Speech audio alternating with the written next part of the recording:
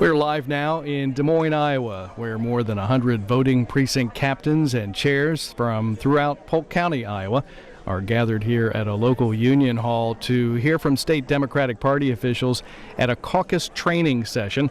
Of course, Iowa holds the first in the nation presidential caucuses on Monday. This is live Road to the White House coverage on C-SPAN. We expect the meeting to get started in just a few moments.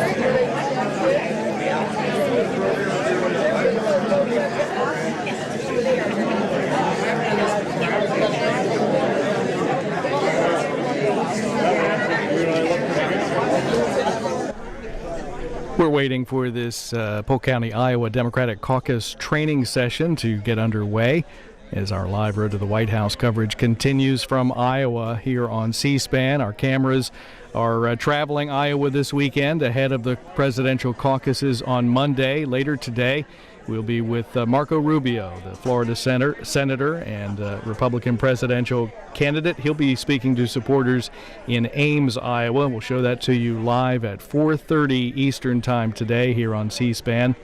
And then this evening, Bill and Chelsea Clinton will be joining Hillary Clinton at a campaign rally in Cedar Rapids. That gets underway at 8:15 p.m. Eastern, also here on C-SPAN.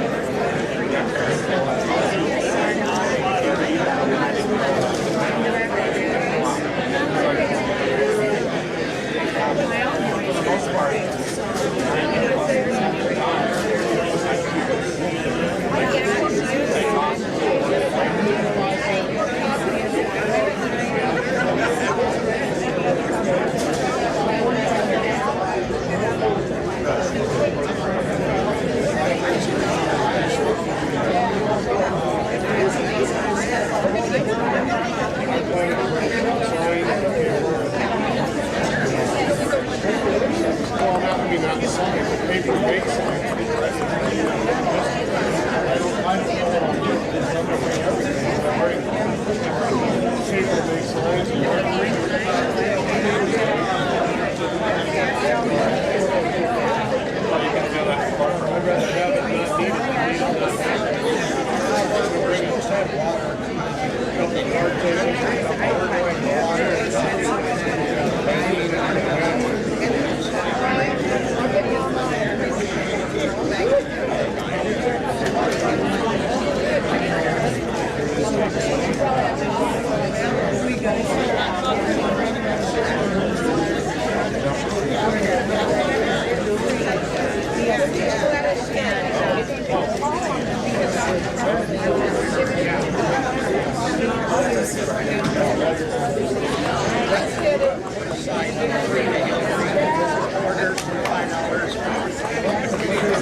morning, Democrats.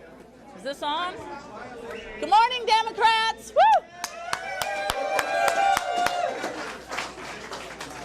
So I'm Andy McGuire. I'm your state chair, and I am proud to be your state chair. Are you proud to be Democrats? That's it. You know, I have to tell you, the last year that I've been chair, I get to go all over Iowa, and it's just like this everywhere. There are people everywhere, volunteers everywhere, and you know, you are the backbone of the Iowa Democratic Party. You're what makes it tick. You're the heart and soul. So give yourselves a hand for being here this morning.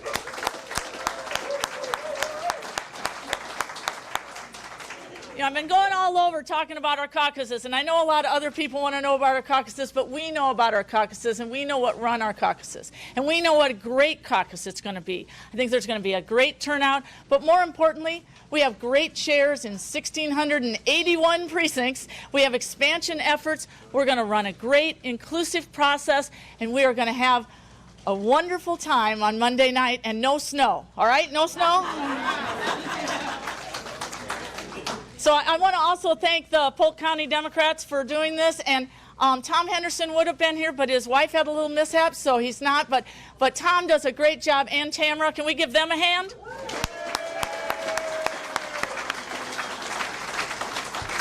Do I get that? I just thought I'd scream. So I want to get you guys started on your training, because we've been testing and training like crazy, and I want to get you started because I know you got other things to do. So I want to talk to a little bit about our team. We've had a great team this year, biggest caucus team we've ever had, and we are all over Iowa, but we have the leader of our caucus team here to help you through this today. So her name is Josie Bradley, and I got to tell you, I've been working with her for about a year. And she is the most wonderful woman. She has got this thing under control. But the way we get it under control really is all of you. So ask good questions, learn lots, and have a great time Monday night. And thank you for being Democrats.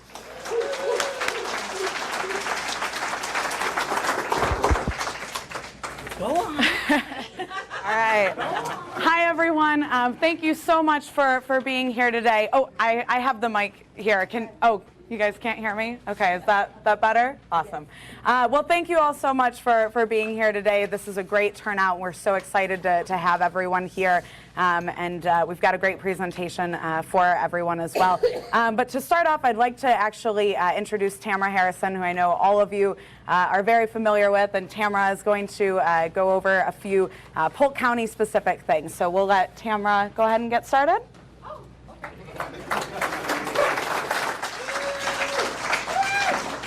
Morning, everybody. We're back here again, huh? 2 years later. There is a yellow packet you got with your regular white packet. In the yellow packet is your county-specific information. I just wanted to let you know what was in there. You have a precinct map, so you know the boundaries for your precinct. There's a copy of all the caucus locations, so if you have somebody that's at the wrong precinct, you can look up and make sure that they know where they're supposed to be for their precinct. There's a couple information sheets in there that we did new for this year we hope are helpful. One is caucus overview for the beginner. So if there's people there that have never seen one, you want to hand something to the observers for them to look at and follow, you can make some copies of that. And something else we thought would be helpful this year, with the help of Rick Smith, who happens to be sitting here. Thank you, Rick. There is a sheet that actually describes the different committees that we elect as well that night. Committee on committee, what those different roles are, platform committee, so that people can make an educated decision and hopefully get signed up and elected to those positions. So hopefully you'll find those very helpful. The other thing I want to mention in there too, don't forget there is a big pink envelope in your packet, in that yellow envelope, please make sure the very big pink envelope gets passed around. It really helps us. Obviously, there's a lot of cost involved with this, and any help we can get is greatly appreciated, but of course, we love to do it. So if there's any questions for me specifically, I will be here until the very end, and I want to thank very much Andy McGuire, our wonderful chair, and Josie Bradley for being willing to be here this morning and do this wonderful training for us. So thank you.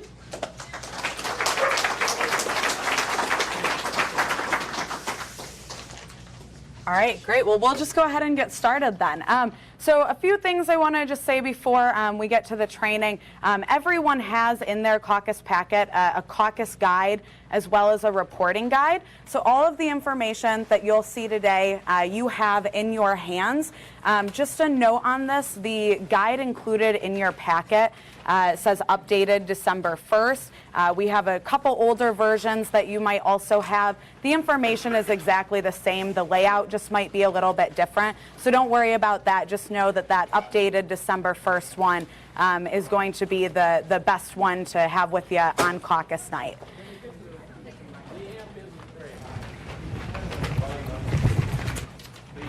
I'm not entirely sure how to do that.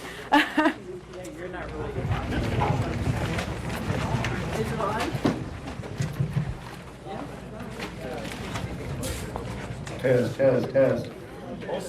Hold it in. Hold it closer. Take it out. Carry on. Is that better? Yeah. Okay. If you can't hear, just let me know. But we'll go ahead and get started. I do have question slides as we move through this. We obviously have a really big group here today. So please, if you can, hold your questions for those slides. We've got a lot of material. We'll probably cover most of what you might have questions on as we move through this. And if anything does come up, please don't hesitate to reach out to me or our wonderful regional caucus directors. We're more than happy to answer those questions as you have them.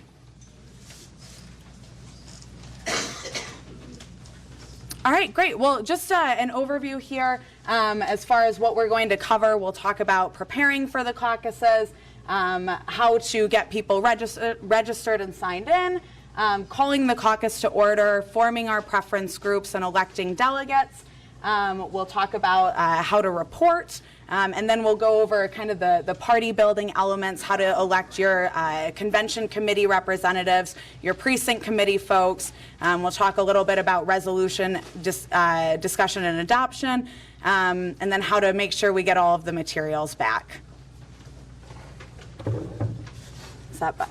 Is this one better? No, I don't know. Okay. Well, bear with us here. And then we'll just do any final questions you might have. All right, so preparing for the caucuses. So before caucus night, you're going to want to check over your caucus packets that you all have in front of you and just familiarize yourself with the materials, what we have in there. Make sure you don't have any questions about what is included in that. First of all, you'll want to make sure it's the right packet for your precinct. Each packet has the precinct name and the county right on the front, so you'll just want to double check that. The number of delegates your precinct will elect is also printed on that label very clearly, so that's where you'll find that.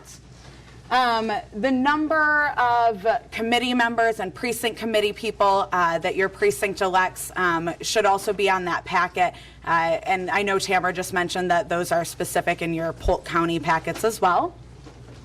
And then you'll just want to make sure that all of the forms that you need are in there and that you know how to use each form.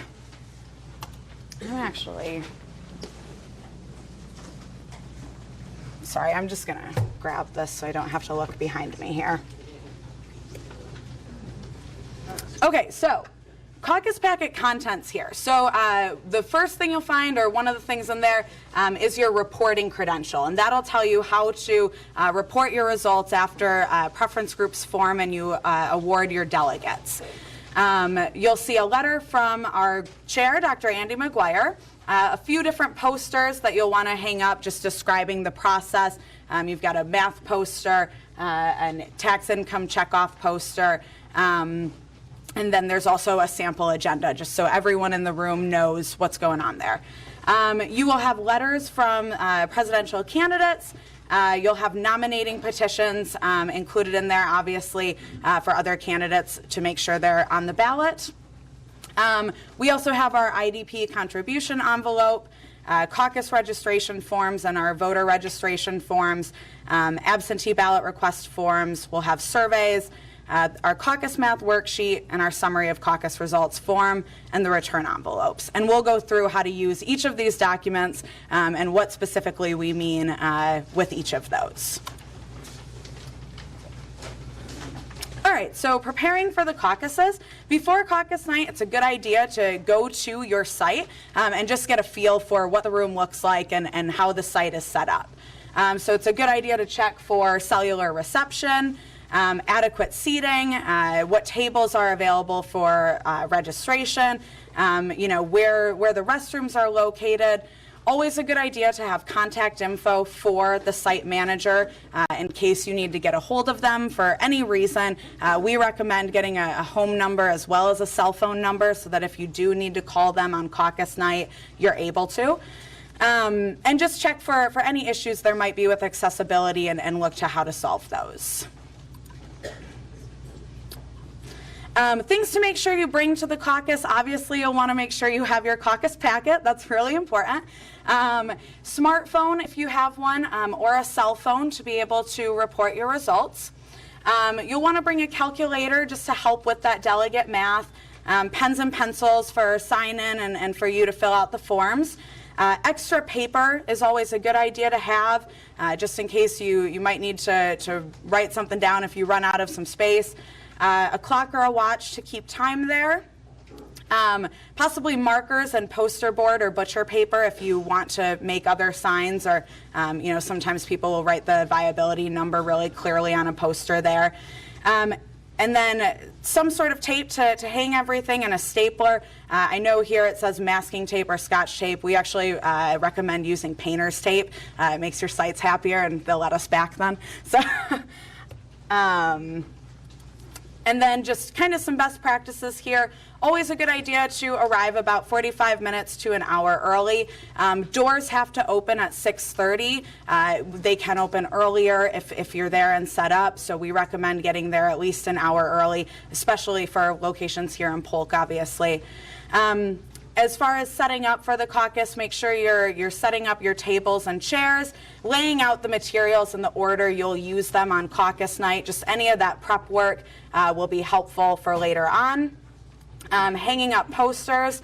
And if you haven't had a chance to already, it's always a good idea to find volunteers to help you with this process. And a lot of times that can just be, you know, your spouse, or you can ask the folks who arrive early as well, just to help with some of this so that it can move right along here. All right, any questions about setup? Yeah.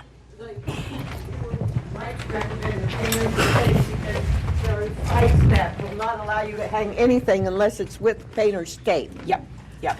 And the volunteers are helpful because there's too much for one person to do.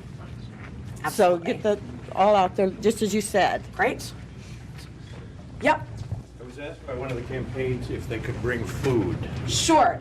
So we have had some questions about if food is allowed. That kind of is up to the discretion of the chair, and a lot of times locations will just say no to that, just with the mess there. So individually, that's kind of up to you. Obviously, any opportunity we make available, we want to make available to all campaigns across the board, but that's at your discretion there. Yeah. You said that we could bring, we need to use smartphones. Are there any other devices like a Wi-Fi computer or even a tablet that you can use? Yep, you can use a tablet, and we'll go through all of the reporting, so we'll definitely talk about that. So you don't have a list of the Wi-Fi availability at the various sites, we just have to find out for ourselves? Wi-Fi isn't necessary to do the reporting. It's helpful, but we don't have a list at this moment of which sites have that available or not. So Bring your cell phone and the tablet, and you got Wi-Fi is open, you can use it. If it's not, you have to use your cell phone, so have the backup with you. Also, In the past, candidates have shown up and had the opportunity to talk. Are we going to allow that, and how are we going to, whereabouts in that piece here are we going to allow that to happen? So again, that's kind of going to vary a little bit site to site. People, obviously these are open to the public, and people are definitely able to interact with caucus goers before and after the caucus. Once the caucus is called to order, we do say though, we just need to make sure that the only people participating are eligible attendees. My question is, say Bob Kraus shows up and wants to talk about his candidacy and the nomination papers. At what point can he do that? Before? He can do that before or after. Yep. Before or after? But Yep. Yeah. Okay. Yep. Question here. I've got a call from a couple of people from the campaigns, and they want to put up literature. We talked about using the tape and stuff like that. Is it up to the chairperson to decide how much they can do that? And Yeah. then does that also include if it spills over into the hallway and stuff like that? Can they have that? Again, that's at the discretion of the chair. Sometimes, or a lot of times, it's a good idea to separate kind of where each group will align beforehand, so that as people are coming in the door, it's very clear what's where and can help with some of that crowd management there. So. Sure. So the question was about campaigns hanging signs, and if that's allowed. And again, just it varies a little bit site to site, but a lot of times it's a good idea to have that before the caucus. I see there's a few more questions. I am going to just try to move along a little bit here, but again, find us afterwards. Tamara and I are both available, and we can get a hold of us. I'd like to get this question in. Okay. Because I have a 17-year-old grandson who turns 18 November 8th. Yep. And great for him, he'll be able to vote. But Tamara said that it has to be within 6 months of the caucus. We'll go through that, but as long as a person is 18 by the next general election, they're able to participate in the caucus. And we'll go through all of that now. So I'm just going to move along again. If there's questions, feel free to grab me or get a hold of our staffers. We're happy to answer those, but just for the sake of time here. Okay, so caucus registration procedures. Okay, so who counts as an eligible caucus attendee? You must be a resident of that precinct in which you're hoping to caucus in Iowa. Again, you have to be 18 years old by November 8th, 2016, the next general election. So as long as they will be 18 by that date, they are eligible to participate in the caucus. You do have to be a registered Democrat, and voter registration is available at all sites. And you must be signed in or in line by 7:00 p.m. Again, if he's not 18, how can he register to the Democrat? Sure, and we'll go through that. Yep, don't worry, we've got you covered.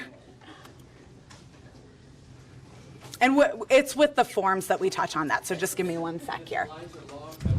Long enough that you are not able to start at 7, you still have people in the hall. I take it we are. As long as people are in line by 7:00 p.m., they are able to participate. So if it takes people, or if it takes a little while to get them registered, they're still able to participate. That just means you start a little bit later, but they're available. Sure. And sorry, we're just gonna keep moving. We've got question slides again, but I'll make sure to do that. Yep. Okay, so observers at the caucus. Obviously, our caucuses are open to the public, as are all of our party functions here. So it is a good idea to prepare that there will be some observers in the room. This includes members of the media, so TV crews, bloggers, newspaper, radio, youth who will not be 18 years old by the next general election, and then non-resident campaign staff, campaign surrogates, and volunteers. And just to go over this a little bit more, observers at the caucus, they are not able to actually participate in caucus procedure. So they can't caucus, or they're not able to vote for delegates. It is sometimes a good idea, especially with media, to sort of have a designated area for observers. And the reason for that is just you need to get an accurate count of your eligible attendees and of each preference group. So you want to make sure you're very clear on who is participating in the caucus and who is not. So sometimes it's just a good idea to have a space there so that you're able to get an accurate count. And again, it's inappropriate for the media to interview caucus participants during the caucus. Again, just a few more notes here about observers. The facility is for caucus attendees and the Democratic Party, and as the chair of the caucus, you do have ultimate authority over that site. So broadcast equipment cannot hinder or obstruct participation, and the chair does have the right to ask violators to leave. So we recommend kind of a three-strike policy here. If someone's doing something that's disrupting the caucus, or there's an issue there, the first is just ask them to please stop doing whatever they're doing. If it continues, we recommend saying, hey, if this doesn't stop, we're going to have to ask you to leave. And if the problem is still persisting, actually asking them to leave the site. And again, as the chair, you have the authority to do that. And if there's issues, we will work to back you up from the party. Okay, so caucus registration here. So it really should be monitored by the temporary chair or secretary to ensure all of the forms are completed correctly and filled out in the right way here. Again, it's a good idea to find volunteers to help with this process, especially because a lot of your caucuses will be bigger here in Polk County. But it's a good idea to make sure they also understand how these forms should be filled out, right? And all caucus attendees must sign in at the registration table. So we've got to make sure they get signed in. Yep. The gentleman was talking about the cutoff of 7 o'clock. And when I ran the caucus, I handed out, I had luggage claim forms. I just handed those out to the last one in line at 7. Other people hand out little tickets to people so they can keep because after 7, that's the cutoff. Right. So the question is about making sure you know who is in line by 7 o'clock p.m. There's a few best practices for that. One is handing people a piece of paper. Anyone who's there before 7, if you don't have a piece of paper, you're not able to register. Some people will just have someone go kind of stand at the end of the line wherever it is at 7 o'clock, and just know, hey, this is the cutoff here. So yeah. Okay, so we have 2 different registration forms that we use for getting people in the door. So one is our list. It's the 2016 Caucus Registration Form, Registered Democrats. And I'll show you what that looks like in just a second here. So this has people's printed names, their printed addresses, printed date of birth, and all they'll have to do on that is sign their name on the line next to their printed name. And then they'll fill in the bubble in the attendance column and other bubbles as necessary. If the attendee's name does not appear on that printed registration list, and they will legally be eligible to vote in the next general election, so again, November 8th, they will sign in on the 2016 caucus registration form, new voters, which looks very similar, but instead of printed names, it's just blank. They're going to have to write the information in. And then the question about voter registration that, ma'am, you had, so if you are 17 and a half or older on February 1st on caucus night, you must also fill out a voter registration form. So in the state of Iowa, you must be 17 and a half years old to legally register to vote. So if you're not 17 and a half, but you will be 18 on caucus night, so that's if you're born after August 2nd of 1998, you will just sign in on the new voters form. So you'll skip the voter registration process. You just have them sign in on the new voter form, and they're still eligible to participate. And our forms have a spot that allows, it shows that they're dedicated to the Democratic Party, so that's not a problem at all, and that's how that works there. I'm going to show you the forms, and then I promise I have a question slide coming up, and then I'll get ya. So just quickly again here, youth who will not be eligible to vote in the next general election can still participate as observers, but again, not able to join preference groups or do any of the official business of the caucus. So they will sign in on the youth caucus attendee form. If the caucus attendee's name does not appear on the 2016 registered Democrats form, but they do believe they're registered to vote, we will still ask them to re-register at the door. So I just want to be very clear on that. You might have some people who say, hey, I am a registered voter, I'm a registered Democrat, why am I not on this list? It's not a problem at all. We're just going to ask everyone to re-register. That's how we confirm that they are a registered Democrat, that they are a registered voter. You're not going to get 2 votes or anything like that. It doesn't negate you in any way. So just, it's not a big deal at all. We're just going to ask anyone not on that printed list to just fill out a voter registration form and re-register. Okay, here's your forms. And again, you've got these in your packets. So you can see on this one, you've got printed names, addresses, date of birth. So they'll just sign next to their name and fill out that attendee bubble. So this is the registered Democrats list. And then this is the new voters form here, where you can see it's blank. They're going to have to fill out their information as they sign in. I will pause there for a couple questions because I know you guys have them. Yep. If they're not on our registration form and they've come to our precinct to register, how do we know if they're in our precinct? What if they're at the wrong precinct? Sure. So a couple of things on that. I know Tamara included precinct. Sorry. The question is, how do we know if they're in the right precinct, right? So I know Tamara has included in her packets precinct maps, so that's one way of knowing. We can also use, if people have a smartphone and can look up their location, that's another way. I do want to be very clear that you don't need any form of identification or any proof of residency to register. They do not need to show ID at all. Please do not ask for that. That's not at all needed. So I just do want to be very clear on that. Yep. Over here.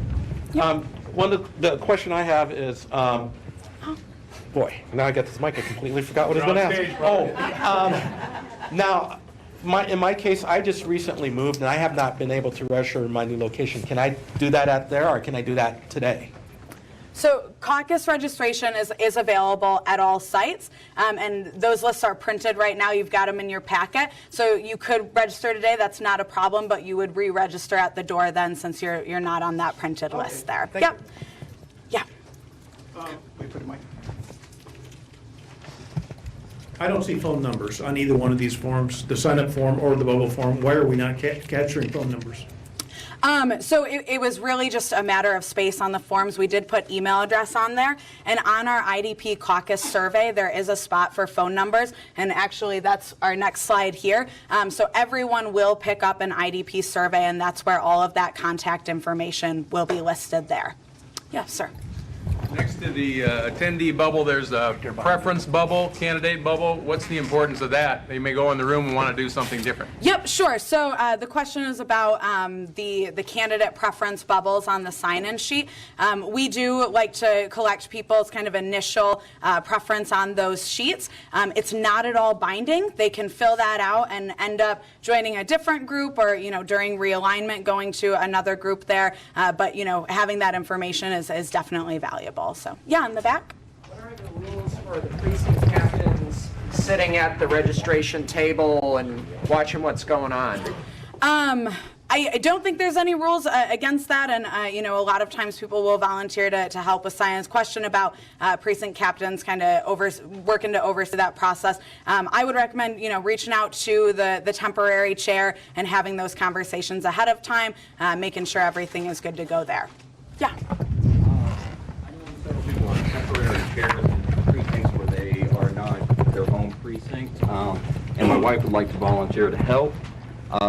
What do we do about my wife's ballot or my own, since we know we're in the wrong precinct? Sure. So the question is about people who might be helping out in precincts that are not their own precinct.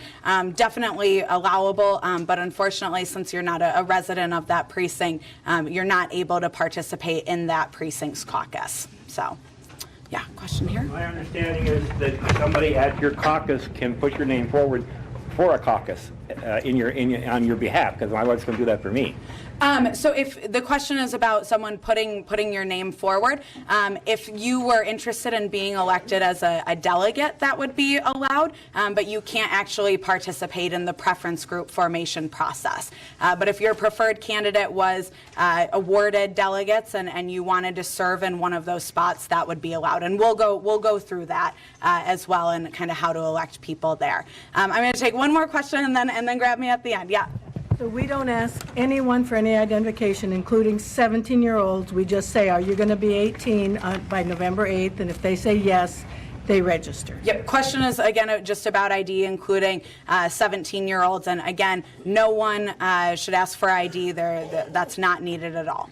And the same as asking for the address, so you can verify the precinct. Correct. No ID, no proof of residency needed. Yep. Okay, so moving along here with caucus registration procedures. Also included in your packets, you'll see absentee ballot request forms. Those can be handed out at the registration table for people interested in voting by mail. And we'll also have our IDP caucus surveys, and those should be given to each caucus attendee to be filled out. It's not required that they return that or fill that out, but we obviously really want to stress that this is a party building activity. This is how we build our party and get good contact information, how we find out local people who might be interested in running for office, our strong community leaders. So we really do want to emphasize making sure we get those surveys filled out. One quick question. Okay. This is the thing. Because in the past, there has been one fraudulent person who registered fraudulently, knowing he registered fraudulently, and there are legal consequences to that. Yeah, so so people know. Yeah, and the question is again about registration and if people register where they're not a resident or those issues. Registering to vote somewhere where you're not is obviously voter fraud. There are federal laws against that and penalties against that. So obviously that is a huge problem, and so that's how we protect against that. All right, calling the caucus to order.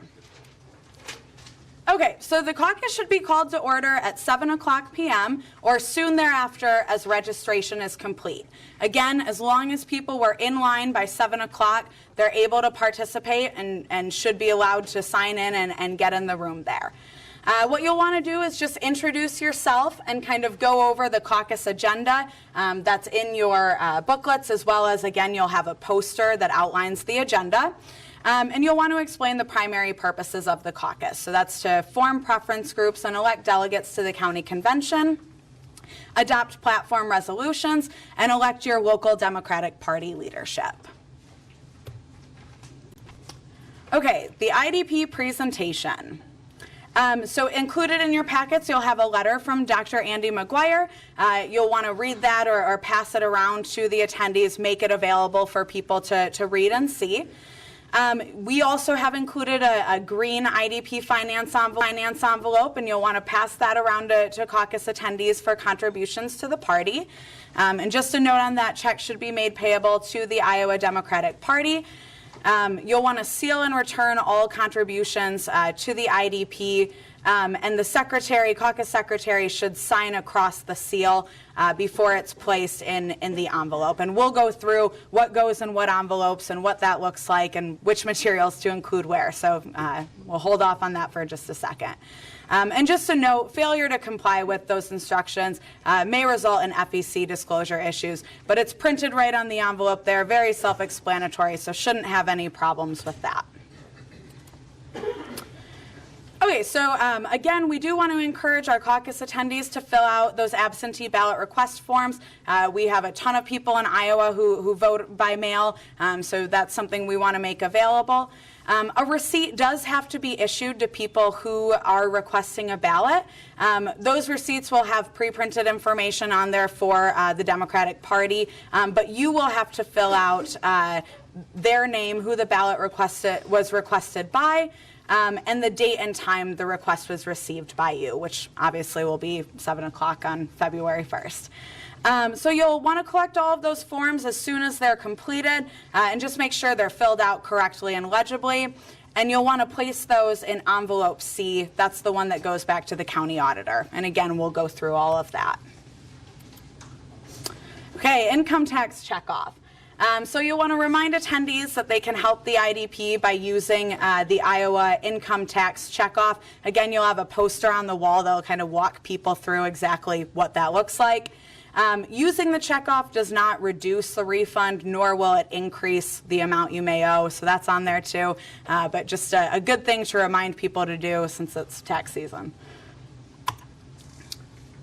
All right, letters and nomination petitions. So again, you'll see in your packets you've got another envelope in red. It says letters and nomination petitions on there. Those are for various candidates in the state. It's always a good idea to just have those available for people to read or post them up so everyone can see them. Each caucus attendee is able to sign candidates' nomination papers, and they can sign for as many offices and as many candidates for a single office as they choose. I would recommend doing this as people are registering so that you can get the caucus called to order and moving as soon as everyone is in the door. So that's something you can just have available maybe right inside your caucus location so that people can sign those as they're kind of waiting for presidential preference and viability to occur. For state legislative candidates and above, you'll want to place those nominating petitions in envelope A to come back to the state party, and the rest will go directly to the county chair for your local level candidates. All right, election of permanent officers. So the permanent chair and secretary must be elected before we determine viability and form preference groups. You all are temporary chairs, and we're very much hoping you will seek that position. But if you're not elected, you are still responsible for assisting the new permanent chair. So always a good call there. You'll want to call for nominations. You are able to nominate yourself, and those do not have to be seconded. And then written ballots or a voice vote may be used. Just all those in favor of electing Josie Bradley as permanent chair, please signify by saying aye. Thank you. And you'll just want to repeat the above steps for permanent secretary. Questions? Yeah, question over here. If you're a temporary chair in a place that you don't belong and no one wants to take that. So the question is, if you're a temporary chair or you've been identified as a temporary chair in a precinct where you don't reside, as long as the caucus elects you, you can be elected to serve as permanent chair. Again, you just won't be able to participate in the preference group formation, but you are still able to serve as the leadership there as long as you're elected permanent chair. Yeah, question? I am extremely interested in the platform committee. I'm always interested in the platform committee. Sure. Because people may not know, but it's not all about the candidates. It's also about the party platform. Absolutely. And I may or may not be serving as a temporary chair in a separate precinct. Now, if I am serving in a separate precinct as temporary chair, I want to be on the platform committee. How do I get there? Sure. So the question is about convention committees and getting elected there. We'll absolutely go through that election process, but again, you are able to be elected at that level, and we'll talk about that a little bit later. Yep. Hi. Could you explain once more the process for getting receipts out for absentee ballot requests? Sure. I'm just gonna. So I'm guessing. You guys are probably familiar with this form. It's very similar to what we used in 2014. Yep, and This is about absentee ballot request forms. And the forms are very similar to what was used in 2014, where the person fills out the top half, there's a perforated line, and then the bottom half is the receipt. And again, most of the information on that receipt is printed because it's the Iowa Democratic Party, but the receipt also includes the name of the person who is requesting the ballot, so you just want to fill that out. And then the date and time that the ballot was requested. You logically or logistically accomplish that with 100 people, say. Volunteers are good to help with that. You know, you can have people filling those out and just, you know, acting to help there. Anybody within the caucus to sign for the Democratic Party? Any volunteer? Yes, they are a representative of the party at that point, so you know it should be caucus leadership. But the secretary also is able to help with that process. Yep. What are the other duties of the secretary? Question is about what the secretary's job is. We will go through all of that as we walk through the forms here. Okay, gonna move on here. Oh, I went too far. Okay, viability. So now we're kind of going to get into the math here and walk through how this is all going to play out. So again, we've got those question slides in there, so bear with me. We'll move along and get through this. Okay, so determining viability. So in order to be eligible to elect delegates to the county convention, a candidate must have a minimum level of eligible caucus attendees in their preference group. So this is determined again at 7 o'clock p.m. or soon thereafter when you're done with registration, everybody's in the door. If more than 85% of attendees don't wish to form preference groups, the delegates can be elected by the caucus as a whole. It's probably not going to happen, especially not in Polk County. This is more for kind of smaller precincts where kind of everyone's on the same page and they, you know, want to move forward. But I don't suspect that's going to happen anywhere here. So the caucus chair will count the number of eligible caucus attendees and announce that number to the group. A lot of times in bigger caucuses, the way they'll do that is just have people number off. So, you know, 1, 2, 3, until everyone is counted for. And then based on the number of eligible attendees that you count in the room that night, and the number of delegates your precinct has been assigned to elect, which again is on the front of your packet. You've got that number there. It's also on your reporting credential. It's also on your math worksheet. So you've got that number. The viability threshold is calculated. So we're going to go through the different formulas here, and then I have some examples just to make this really clear, and then I'll take questions, I promise. Okay, so determining viability in precincts that only elect one delegate. No preference groups will form. The delegate is elected by just the whole caucus by majority rule, and paper ballots may be used. Determining viability in precincts that elect 2 delegates. To be viable, a group must contain at least 25% of the eligible attendees. So to calculate this, you just take the eligible attendees times 0.25. Determining viability in precincts selecting 3 delegates. To be viable, a group must have 1/6 of the total attendees. So again, you just take eligible attendees divided by 6. And then in precinct selecting 4 or more delegates, which is really kind of the bulk of the precincts, to be viable, a preference group must have at least 15% of the total attendees in their group. So viability is eligible attendees times 0.15. This is also on your math poster, so all of those formulas will be on the wall, also on your math worksheet. It'll be very clear. And really, you only have to worry about one of these formulas because you've got the specific number of delegates your precinct will elect. So when we calculate this number, all fractions are rounded up to the next whole number. So it doesn't matter if it's 7.1 or 7.8, they're both going to round up to 8 people to be viable.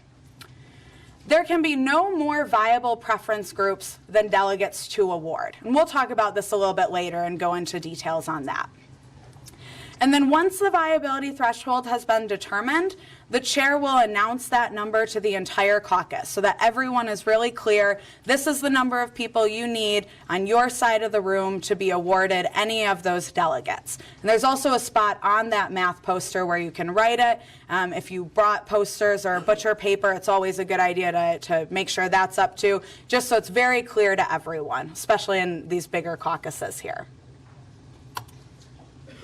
All right, so here are our examples. So we have 17 eligible caucus attendees, which will definitely happen in Polk County, with 2 delegates to elect. 2 delegates, which one do we use? 25%. So we'll take 17 times 0.25. That comes out to 4.25. What do we do with those decimals? Round up. So viability is 5. We've got 43 eligible caucus attendees with 3 delegates to elect. With 3 delegates, we divide by 6. So we'll do 43 divided by 6 is 7.16 repeated. It's going to round up to 8. 61 eligible caucus attendees with 5 delegates to elect. That's 4 more, right? So we're going to use our 15% threshold there. We'll take 61 times 0.15. That's 9.15. Again, we round up. So 10 eligible caucus attendees to be viable. Questions? Yeah. So the number of people who signed in and registered went through the registration process, and the number of people who are counted in the room at the time that the meeting is called to order may be different. Which one rules? Sure. So the question is the number of people who signed in versus the number of people actually in the room when the caucus is called to order. We do recommend that you do count the number of actual people in the room and number off so that is your accurate eligible attendee count when the caucus is called to order. So how do I know that everybody who's claiming to participate is actually registered? Yep. So if you want to also count up the number you have signed in to compare that, that's a good idea too. So then you can make sure that the number of people in the room have all signed in, and then if maybe you're missing a couple, you can make sure they get signed in. Yep. Also, you have observers in a separate area, and they're not to leave that area during the caucus. That's, again, kind of at the discretion of the chair. In the bigger caucuses, that's one of the questions about observers here. That's one of the reasons we do kind of recommend having a separate area. They're not necessarily kind of pinned in there, but we need to make sure we're getting these accurate counts. So you will set the rules on how that specifically works to make sure you have an accurate eligible attendee count. Yeah, question? So the count is based on actually who's in there, not on our sheet telling all the eligible voters. Is that correct? Sure. So it's the number of people in the room when that caucus is called to order. Yep. Yep. We got a situation. We got 3 candidates running for office, and only 2 delegates in a precinct. So what happens in a case like that? You're excluding. Aren't you excluding somebody? The question is about we have 3 candidates and maybe only 2 delegates to elect with our rule that you can't have more viable groups. We'll talk about that in a minute and what that process looks like there. Yep. Yeah, going back to eligibility, what is the rule? For example, there's some apartments in my area, and actually some of them are people that are volunteering on campaigns, been here for 3 months, probably may stay on or may actually after the campaign caucus may go on. Are they eligible? If they are eligible to vote in if they fill out the voter registration form, which again lists it has to be your residency, then people are able to participate. Question here? Well, I'm a first-time volunteer, and I guess I've got a question. Well, thank you. You say when people come to the caucus, there's no ID, no anything, no verification. All of it, everything is decided on the numbers that are in the group for the candidate. And how is this, if we have 30 people that come to the caucus that are illegal aliens that shouldn't be there, how is their influence taken out of the totals? Again, people have to register to vote to be able to participate. We don't ask for that ID. If people fill out forms and they're not who they say they are, that's voter fraud. So that's how we guarantee that. So then their influence on the caucus is not removed. They're just getting in trouble later. So they can still have an impact on who the candidate will be. Again, because no we ID don't thing. we don't ID at the door. Again, if they register to vote, it's illegal and that's voter fraud. So, yeah. Okay. What other questions do we have?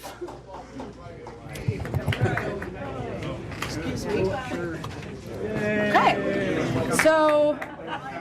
So viability has been calculated. That's been announced. And everyone knows how many people they need on their side of the room to be awarded any of those delegates assigned to your precinct, okay? So now we're going to go ahead and form our preference groups. That's the next step here. John? What about, you call the caucus to order with a certain number. Somebody has to leave, but that viability number is established. What does that do to the math going forward? Sure. So we'll talk about that. Actually, we've got it on a little bit of a later slide here. The question is about you call the caucus to order and determine the viability threshold. What happens if, halfway through forming preference groups, someone has to leave? You will not recalculate viability at any point that evening. And again, we've got a slide coming up on that, but the number of eligible attendees and the viability that you set at the beginning of the night is the same number you will use throughout the night, regardless of if people leave. Okay, so forming our preference groups. So caucus participants have up to 30 minutes to divide into preference groups. And that 30-minute period can be extended by a majority vote. And the caucus chair should direct preference groups to different areas of the room. Again, that might be one of the reasons it's helpful to identify that ahead of time, just to keep this process moving along well. Also, if people have aligned in 20 minutes, you don't have to stand there and look at each other for 10 more minutes. We can go ahead and kind of keep things moving along there. And it is possible for an uncommitted preference group to form. So after the groups have formed, a preference group chair shall be elected within each group. And this is usually the person, campaigns have identified as the precinct chair. They're there to help within their group. And they will count all of the members in their group and report that back to you. So they're kind of the person helping get those counts and working with you there. All right.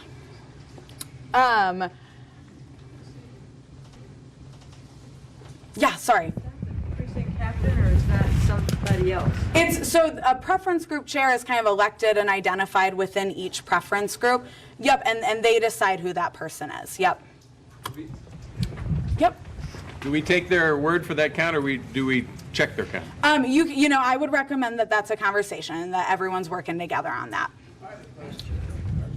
Item 20 says that the contact information of the preference group chair will be reported to the caucus secretary.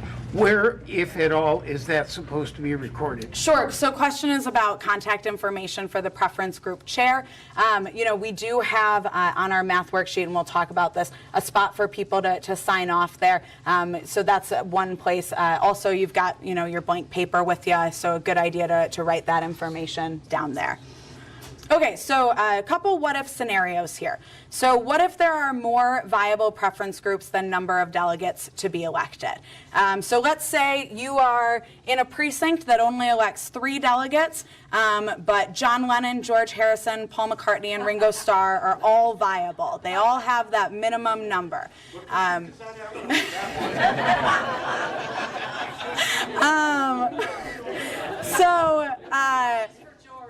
I am. I'm always for George.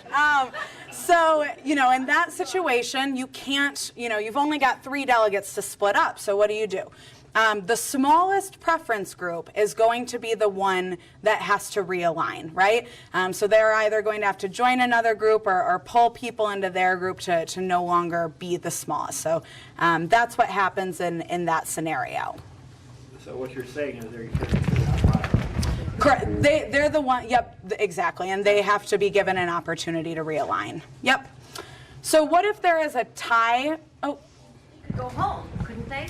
Yep, and that's another thing too. They could choose to no longer participate. What do we do? Does the number stay the same? It does. Viability is never recalculated, even if people leave. Yep. So what if there is a tie for the smallest preference group? In that situation, a game of chance is used to determine which group would realign. So a coin toss is recommended between 2 equal-sized groups, drawing names from a hat for 3 or more. Here's the question we just had here. So what if a non-viable preference group decides to leave rather than realign? And the answer there, viability is based on the number of eligible attendees that you counted when that caucus was called to order. So that number remains fixed throughout the night. So what to do? Viability is not recalculated. You'll just move forward there. All right. Go ahead. Okay, we've got a question slide after this. So. We need to remind the people that do show up that once they're in the door, don't think about having a cigarette break or running errands. They want to stay in that door because they can't get back in. Sure. So the note is just, make sure we stress the importance to people of staying and participating in this to not only be counted in their groups, but also to make sure we're, again, doing our party building activities. That's really what the caucuses are all about here. Okay, so realignment. So you've counted all of your groups, you've determined which ones have enough people to be viable and which ones don't meet that minimum threshold. So at this point, any preference group that is not viable must be given an opportunity to realign.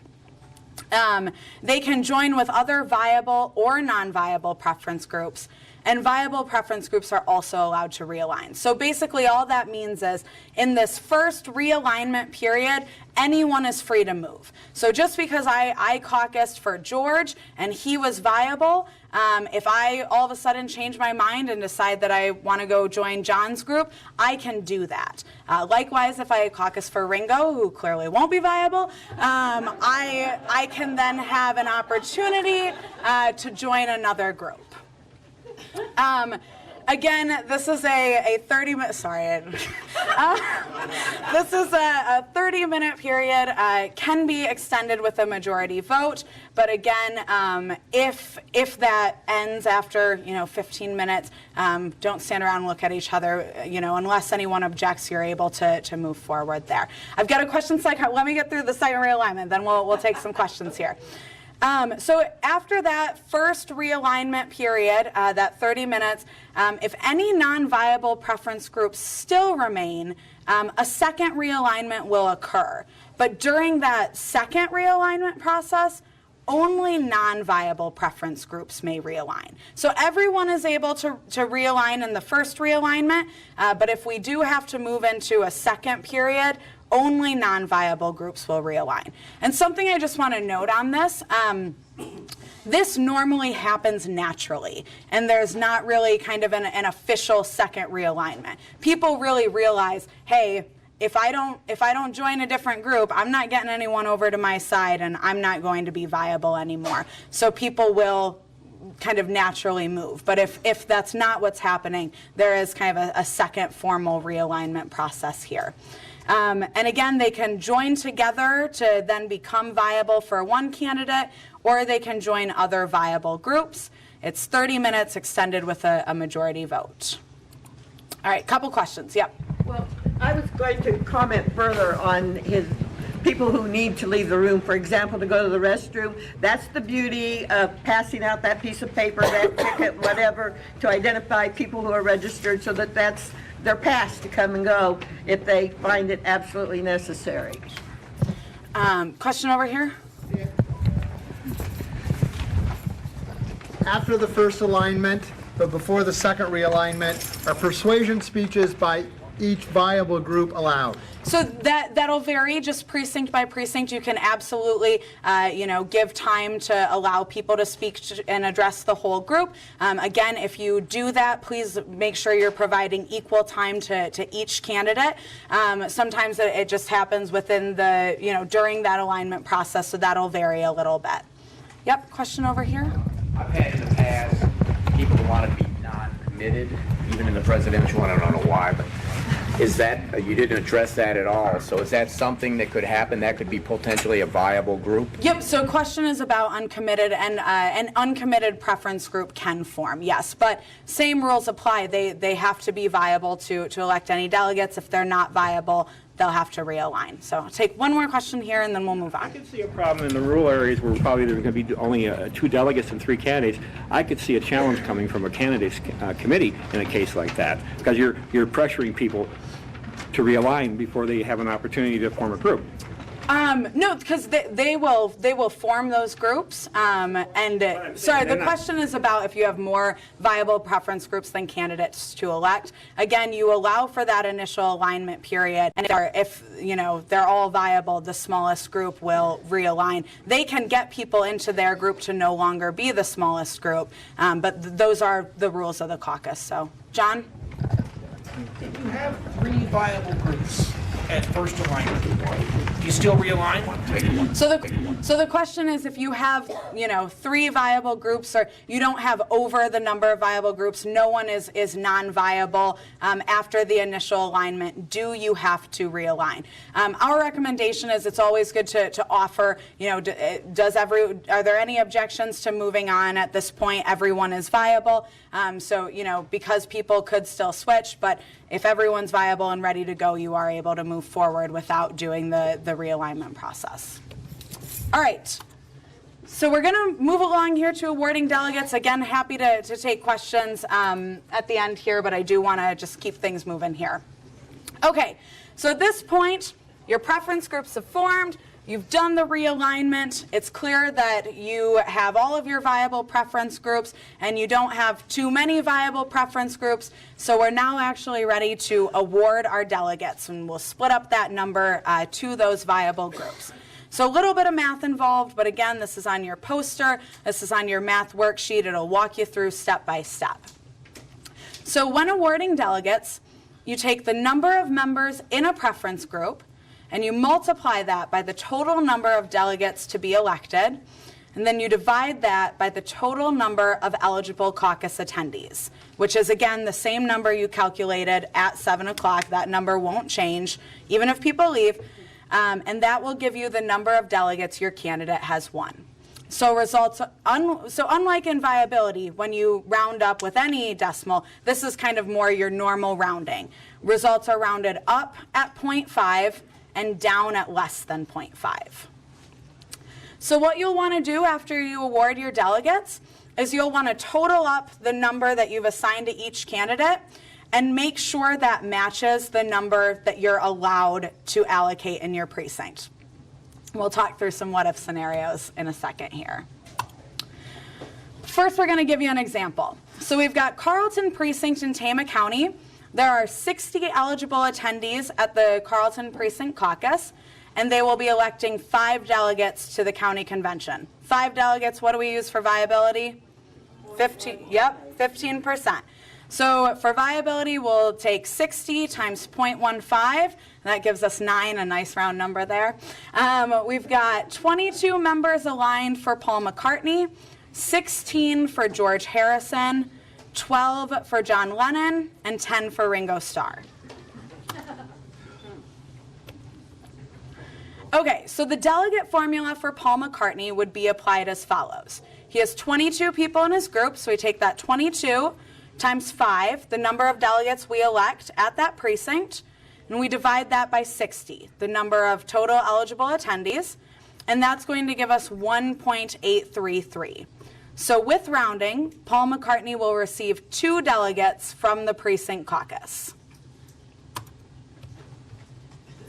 And applying the same math, the remainder of the candidates would receive, and you can just see there how each of those formulas will play out. So now what we want to do is we just want to add those up and make sure we've allocated the number we're allowed to allocate, right? So we just look, 2 plus 1 plus 1 plus 1 is 5. We had 5 to give out. We're good to go. You were saying something about realign. Can you give or take to break try to get a tie if you have like 5 in your area? The question's about ties and alignment. I don't know that that's kind of what would happen there. If, like I said, if there's 2 groups that are tied for realigning, if there's more viable groups than delegates to elect, you would flip a coin there. This is included in your caucus packet. This is just the caucus math worksheet. So this will help with calculating all of those formulas there, and we'll kind of talk about this a little bit more in a minute here.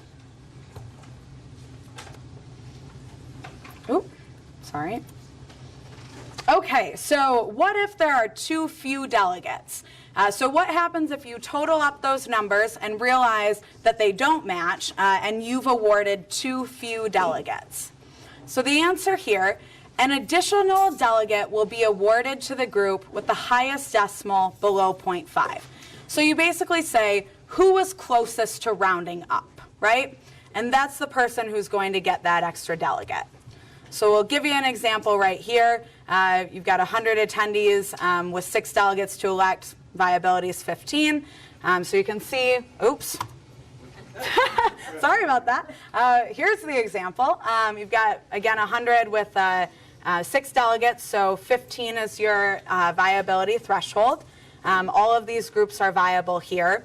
And when we do the math and we look after the rounding, 2 plus 1 plus 1 plus 1 is only 5, but we have 6 delegates to award in this precinct.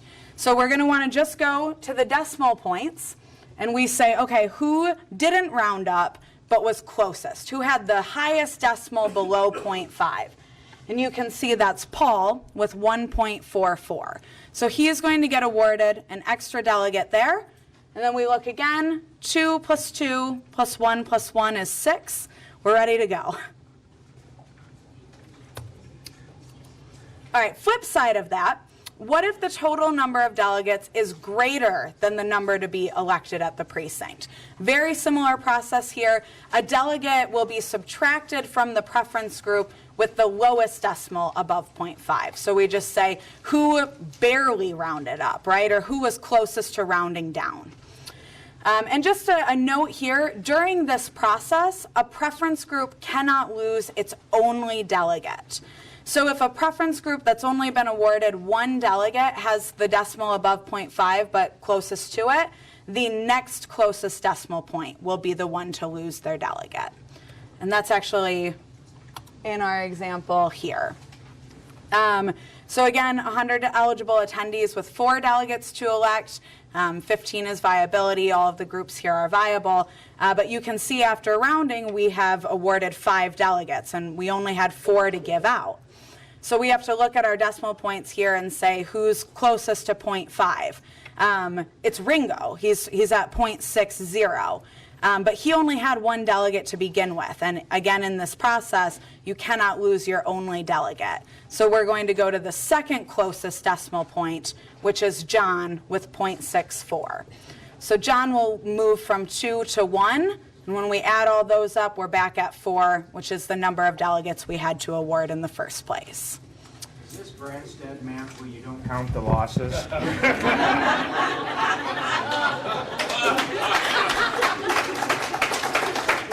People that need to see Tamara before Okay. they leave. Okay. It's a good question. Sure, thank you. Okay, so another what if scenario here. What if 2 or more preference groups are tied for the loss or gain of a delegate? So in this situation, again, a game of chance is used. We recommend a coin toss between 2 groups, while drawing a name is recommended for 3 or more. So just one thing I want to point out about this. You don't look at the whole numbers during this process. It's all about the decimals. So it doesn't matter if it's 5.48 or 2.48. You're looking at the decimals here. Some people get a little bit confused about that, but it's really the decimals that count. So just wanted to make sure to emphasize that. All right, questions? Yes. So back to your first example, when it's the one closest to 0.5 but didn't reach 0.5. If the group that had two delegates already was 0.49 and then one that only had 1 delegate was 0.44, you would still award it to that group that already had 2 delegates. That's the question, or that's correct. The question is just again about, looking at that those decimal points. And again, it doesn't matter what those whole numbers are there. It has to do with the decimal that's either closest to 0.5 will gain it, or the one below but closest, or again, above or closest will lose it. Yep, question back here? Once you have your preference group sizes and you're doing your caucus math, if people leave, that doesn't change anything, right? You need to have those preference group sizes reported to you for them to be counted. Once the preference group sizes are reported and we're doing the caucus math and figuring out the delegate numbers, people can leave at that point and it doesn't change anything, Yep. right? As long as those final numbers are reported in, and obviously we want to encourage people to stay through the whole caucus, absolutely. But if people leave at that point, that does happen. Awarded. Yes, stay until we get the final preference group sizes and those delegates are awarded. Yep. Okay. So we're going to talk about reporting the results right now. And before we go into kind of the different systems we have here, I do just want to say once those delegates have been awarded, a representative from each preference group must sign off on your caucus math worksheet. And that's how we verify that math was done correctly, and that those numbers are agreed upon by the caucus. So that's circled there at the bottom where you have people sign off. That's where you can also put the contact information. I know there was a question over here about that. So that's where that will occur. So I want to talk a little bit about, I'm sure many of you know about the partnership we have with Microsoft and Internology with the Republican Party as well to introduce our new reporting app. And we're really excited to be doing that this year. And actually, we're very lucky today to have someone with Internology with us here at the training. Rodney Guzman is here. So he is also available to answer any questions that you might have as you work to download that app. And I know a lot of you have already used the demo precinct and participated in our dry run. So thank you to everyone who did do that. We're very excited to be implementing this and excited to have Rodney here if questions do come up, especially about the technology piece that I might not know quite as much about. So. But we'll go ahead and go through this, and then again, we're both available for questions here. Like I said, this is kind of a new system here to report in our results. These are screenshots directly from the app, and we're going to break this down step by step. So we'll go through all of it. We've got, again, spots for questions, and we're happy to take questions as well. So how do I get the results reporting app? So this is available through the App Store on your device. You do have to have access to either a smartphone or a tablet to use this app. If you don't, we will talk about what our other system is. So that doesn't mean you can't be a precinct chair, trust me. But we'll go through this system here and kind of explain this step by step. So it looks like you can use a laptop as well, according to the Windows app, a Windows Store. I believe there's a certain situation where you might be able to use a PC for that, but let's talk afterwards specifically about that. And Rodney can probably help you a little bit more on that too. So, okay, so you want to visit the store and search for Iowa Democratic Caucuses 2016. And you'll see the Iowa with the blue donkey on there. That's how you know you found the right app. And you'll download that to your device. Okay, so we'll go through using the app. So step one is opening up the app, and once you open that, you'll see our welcome screen, which includes our IDP Caucus logo. And the app will have a note saying that it is either connecting to wireless internet or your cellular data. So again, this doesn't have to be just on Wi-Fi. You can use cellular data for it. Obviously, wireless internet will give you a better connection there. And if you're using a tablet, you'll have to connect. But you can use it through your cellular data. Just a quick note, on different phones, different operating systems, this might look just slightly different. The screens might be a little bit altered, but it works exactly the same. It's the same exact process here. Okay, so once you're connected, again, you'll see this welcome screen. And you know what, I'm sorry, I don't know the wireless password information for the building. Sorry about that.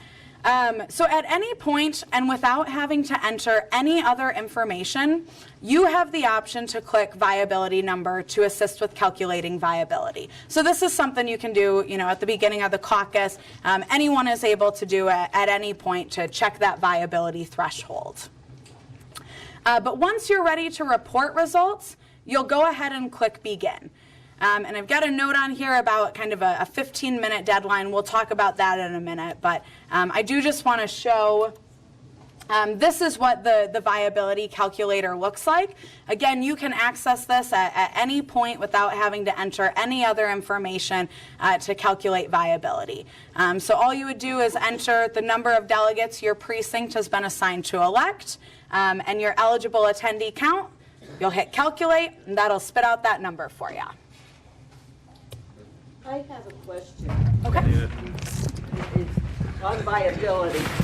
Are the presidential candidates the only ones who are going to be needing preference groups, or are there other precincts in which there may be preference groups for, say, a congressperson or a representative? So the question's about just caucusing and preference group formation. We only do caucus for presidential office, so, yep.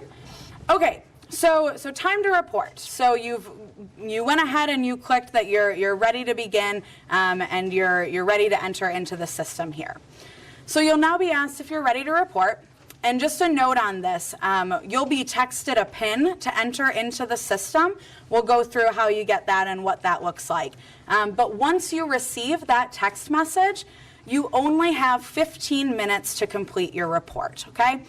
So if for some reason it takes a little bit longer, something comes up and you couldn't finish your report, it's not a big deal at all. You can still report using the app. You're just going to have to request a new PIN. And we'll go through exactly what that looks like, but just to note, not a big deal if you get locked out. You'll just re-enter your information there.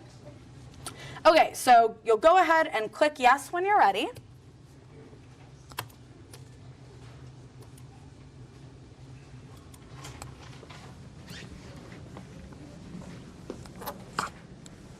All right. That's strange. But we should not be doing this on that right now. I'm going to steal this. No, right now you won't be able to do that, actually. Caucus night. Yes. Sorry, I don't know what happened to my mouse here, so I'm going to use this keyboard now. Okay, so app authorization. So this is a 4-step process. I know that we have probably been harassing your phones about getting cell phone numbers here. There's a few different reasons for that. One is just so we can contact you on caucus night if we need to get a hold of you.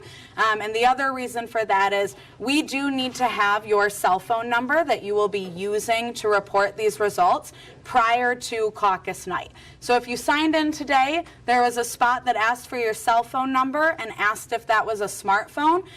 If you maybe accidentally put your home phone number on there, please make sure to edit that before we collect that form. We really want to make sure we're getting people authorized to use the app in their precincts. And again, we do need cell phone numbers to do that because you'll be texted a PIN. So please just make sure you're putting down your cell phone number. We'll take questions in just 1 second. I want to get through this authorization process here.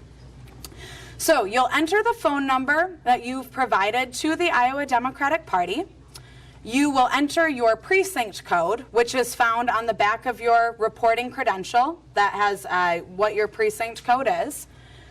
And as long as those two pieces of data match the records that we have, you will be texted a PIN. It's a 4-digit PIN that's unique to your precinct there. And then you will go ahead and enter that PIN. And again, as long as all of that information matches, you will be authorized. So here's just what those screens look like. Again, you'll enter the phone number you provided to the IDP for reporting purposes and click Authorize. You'll enter the precinct code you received from the IDP, which is, again, found on the back of your reporting credential, and go ahead and click Authorize again.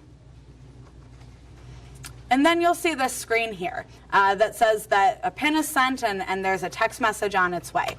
Just again, that will expire in 15 minutes. So you do only have 15 minutes to do this report. As you'll see, it's a really easy system, should not take longer than that, but if for some reason it does, you'll just have to reauthorize. So once you receive your PIN, you'll go ahead and click Enter PIN.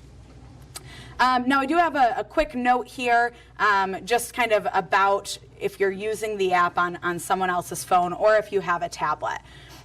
So let's say I don't have a smartphone, but I know that Rodney is going to be at my precinct caucus. I know that he has an iPhone, and I know that he is willing to report, but the Iowa Democratic Party has my phone number. I'm the one who is authorized for my precinct.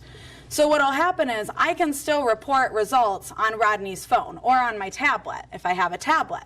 But what happens is when I enter, I will enter my phone number because, again, I'm the one that was authorized to report for that precinct, but I'll enter it on Rodney's phone.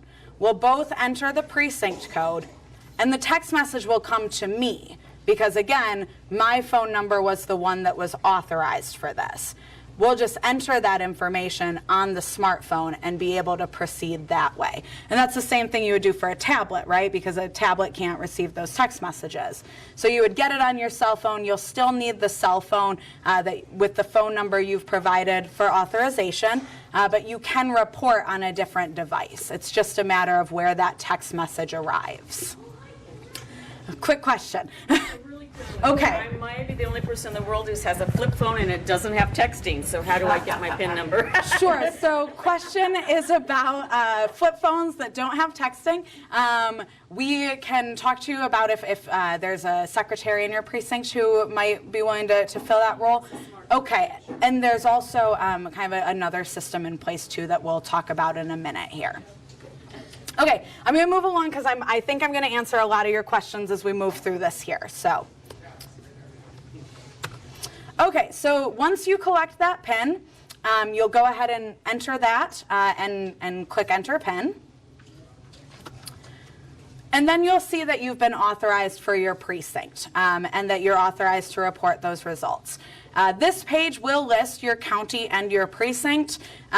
Just make sure that matches what's on your reporting credential. If it doesn't, call us immediately. But it will match there. And once that does, go ahead and click Report Results. Okay, so now we're actually going to enter these numbers. So the first thing you'll do is enter the number of eligible caucus attendees. As we've said throughout the training, this is the same number of attendees that you counted at 7 o'clock. You will not recalculate at any point, even if people have left the caucus.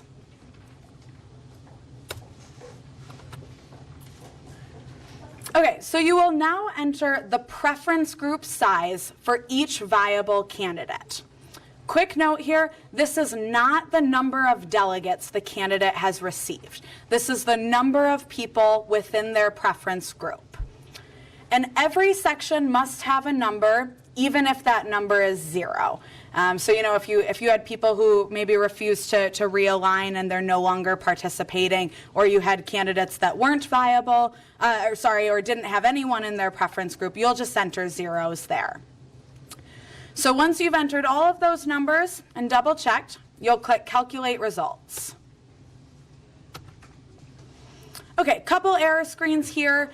If one of your preference groups maybe isn't viable, or if the total of the groups is greater than the number of eligible attendees that you've punched in there, you might receive an error message and be asked to re-enter results. Most common example of this is maybe you accidentally put in 800 when you meant to put in 80, right? Just kind of basic typing errors like that. But you might see a screen that says something, you know, with just you need to make a few edits here.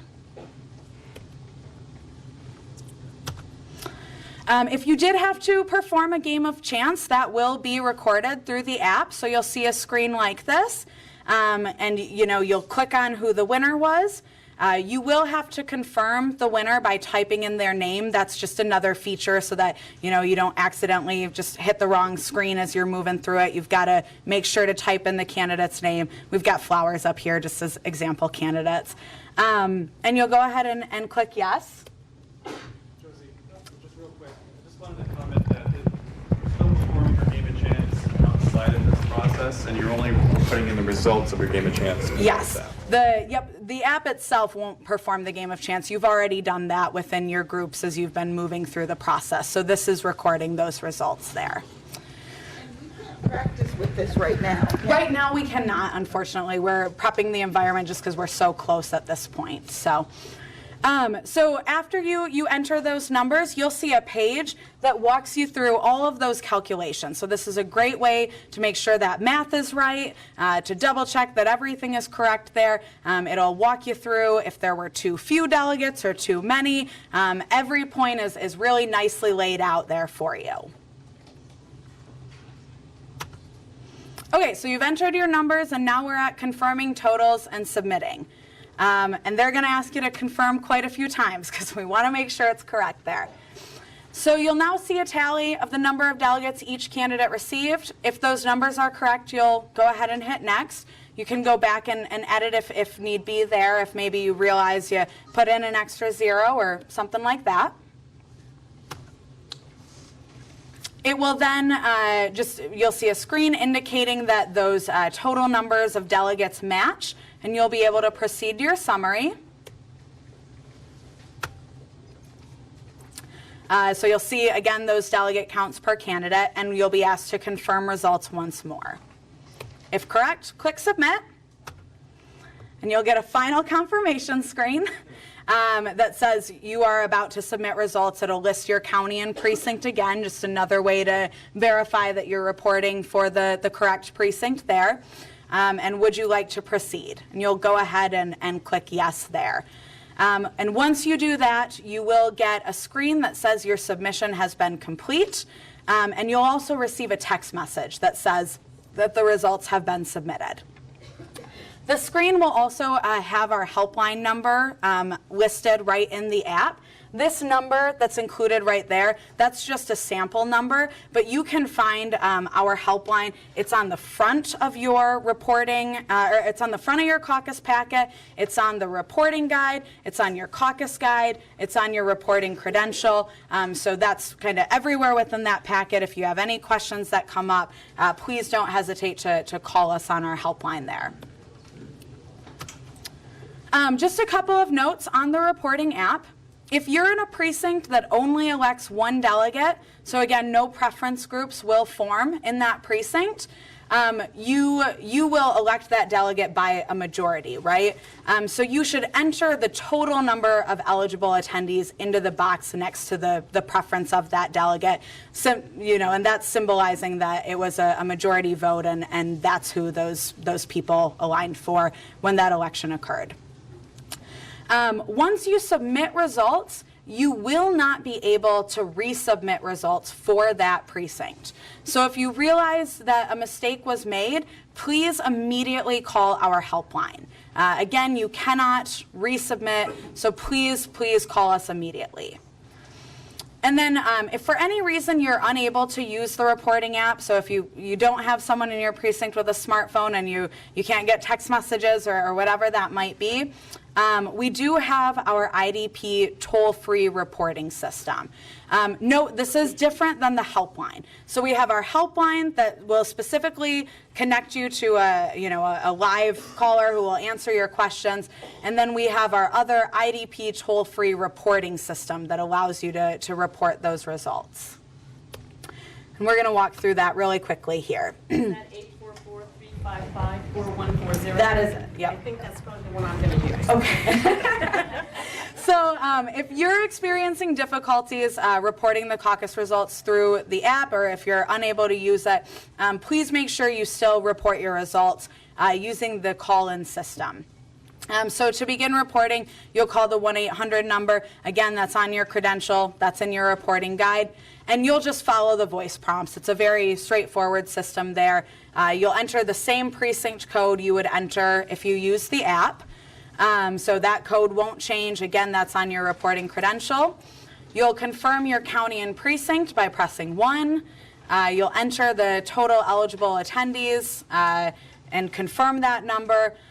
In this system, you enter delegate counts. So in the app, you do preference group sizes, but if you report through our hotline, you will actually enter the number of delegates that have been assigned to the candidate. And again, you'll have a chance to confirm those numbers. When you're done, the system will repeat the entire slate of delegates and confirm that the number you've allocated is the correct number for your precinct. You'll confirm that by pressing 1, and then you're finished once you hear the "thank you for reporting your results have been submitted" message. I do a couple what if scenarios, and I'm going to take questions. And again, we've kind of covered this, but what if it takes me longer than 15 minutes and I get locked out? Just re-enter your info, you'll get a new PIN, not a big deal at all. What if I don't have a smartphone? We want to download that app on someone else's phone and identify kind of a reporting captain in the precinct. We just need to make sure we've got a phone number that can accept the PIN, but you can definitely use that app on someone else's phone, on a tablet, as long as you have your cell phone authorized with the Iowa Democratic Party. What if my cell phone dies or has no service? You must still report results. So use someone else's cell phone or a landline within the building to call the toll-free reporting system and use that. What if I've submitted results and realize I've made a mistake? You are not able to resubmit, so you'll want to call the helpline immediately and talk to one of us. And that's where I'll be. So, okay, now I'll take some questions, and maybe Rodney can help too if we've got others. But yep. Okay. Are your instructions on the app in the? Okay, thank you. The question is, are the instructions available to you? Your reporting guide included in your caucus packets, it's the exact same slides basically that you just saw, and it also is step-by-step on your reporting credential. So you have all of that information. Yeah, right here? Right. This app is simply for reporting the delegates for the presidential preference groups, correct? That's correct. You enter the preference group sizes, but it's specifically for saying this is, the number of delegates each candidate received. Right. Yep. So you still must fill out your paperwork and submit that? Yes, correct. Still fill out the paperwork. There's still a lot of information yet, so if you can, please stick around that we haven't covered. But before anybody does leave, I do need to make sure I have Lila Starr, Scott Saunders, and Cheryl Tennicott, if you could make sure you see me before you leave. If a chair, let's say you're the temporary chair, but if they elect a different permanent chair gets elected, is the temporary chair, because still they're going to be responsible for doing the app. So the question is, what if the temporary chair isn't elected permanent chair? Work with the permanent chair. They, let them, you're authorized. It's something where you can stand right there and report together. If they're not comfortable with that, then we have our other system as well. Yep, right here. Given a PIN number. Somebody called me on the phone and give me a PIN number for this? So we did a dry run for this, so that might have been what that was there. Is that still usable? Or? So your precinct code on the back of your credential is the code you will enter on caucus night. Only use the number on your credential, and you'll be texted that PIN number. Okay. So please make sure to use the code on your reporting credential. I'm going to take a question in the back, and then Rodney and I can help with other issues as well. Technical question. What version of Android do you have to be compatible with the app? I don't know that off the top of my head. Rodney, do you know off the top of your head? The question's about what version of Android. It is in the reporting guide. The last page has the versions, but I'll let Rodney answer that. Unfortunately, there are a lot of different versions of Android, as there are, unfortunately, there are a lot of different versions of OSs. We're recommending that everybody just takes the latest updates that they can on their devices that are provided to you by Android, and iOS, and you will have a better, chance of getting it installed correctly. Unfortunately, there are too many different versions for us to test on absolutely every version out there. Yeah. And that was one of the reasons we said, too, it might look a little bit different depending on what kind of phone you're using, what type of operating system. So, but, you know, those will still work here. So I'm going to move along here. Again, available for questions afterwards. But we're going to move into electing delegates and the party building stuff. We don't have too much left here, so bear with us. I know we got started a little bit late, and we'll try to get this wrapped up here. Again, please, if you can save your questions for the screens or at the end, that would be really helpful to move this along. Okay, so now you've assigned the number of delegates each candidate is going to elect, and we'll actually have those elections here.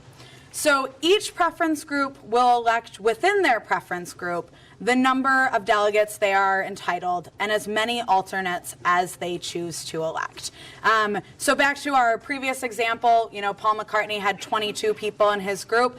Those 22 people will elect their 2 delegates. It's done within the preference group. Just a quick rule too about alternates, although that number you know, is not limited, we recommend electing 2 alternates per 1 delegate. And we'll talk about that in a minute here. So delegates are elected by a simple majority, and written ballots may be used. For 1 and 2 delegates, you know, it's pretty straightforward there. But with 3 or more delegates, you should not elect more than half of the delegates plus 1 in the first round. And I'll talk through what this means. The example makes it really clear. Participants not elected in the first round are allowed to run a second time. And again, this is a simple majority. So in an example, you know, let's say your precinct is electing 6 delegates. Only 4 will be elected in the first round.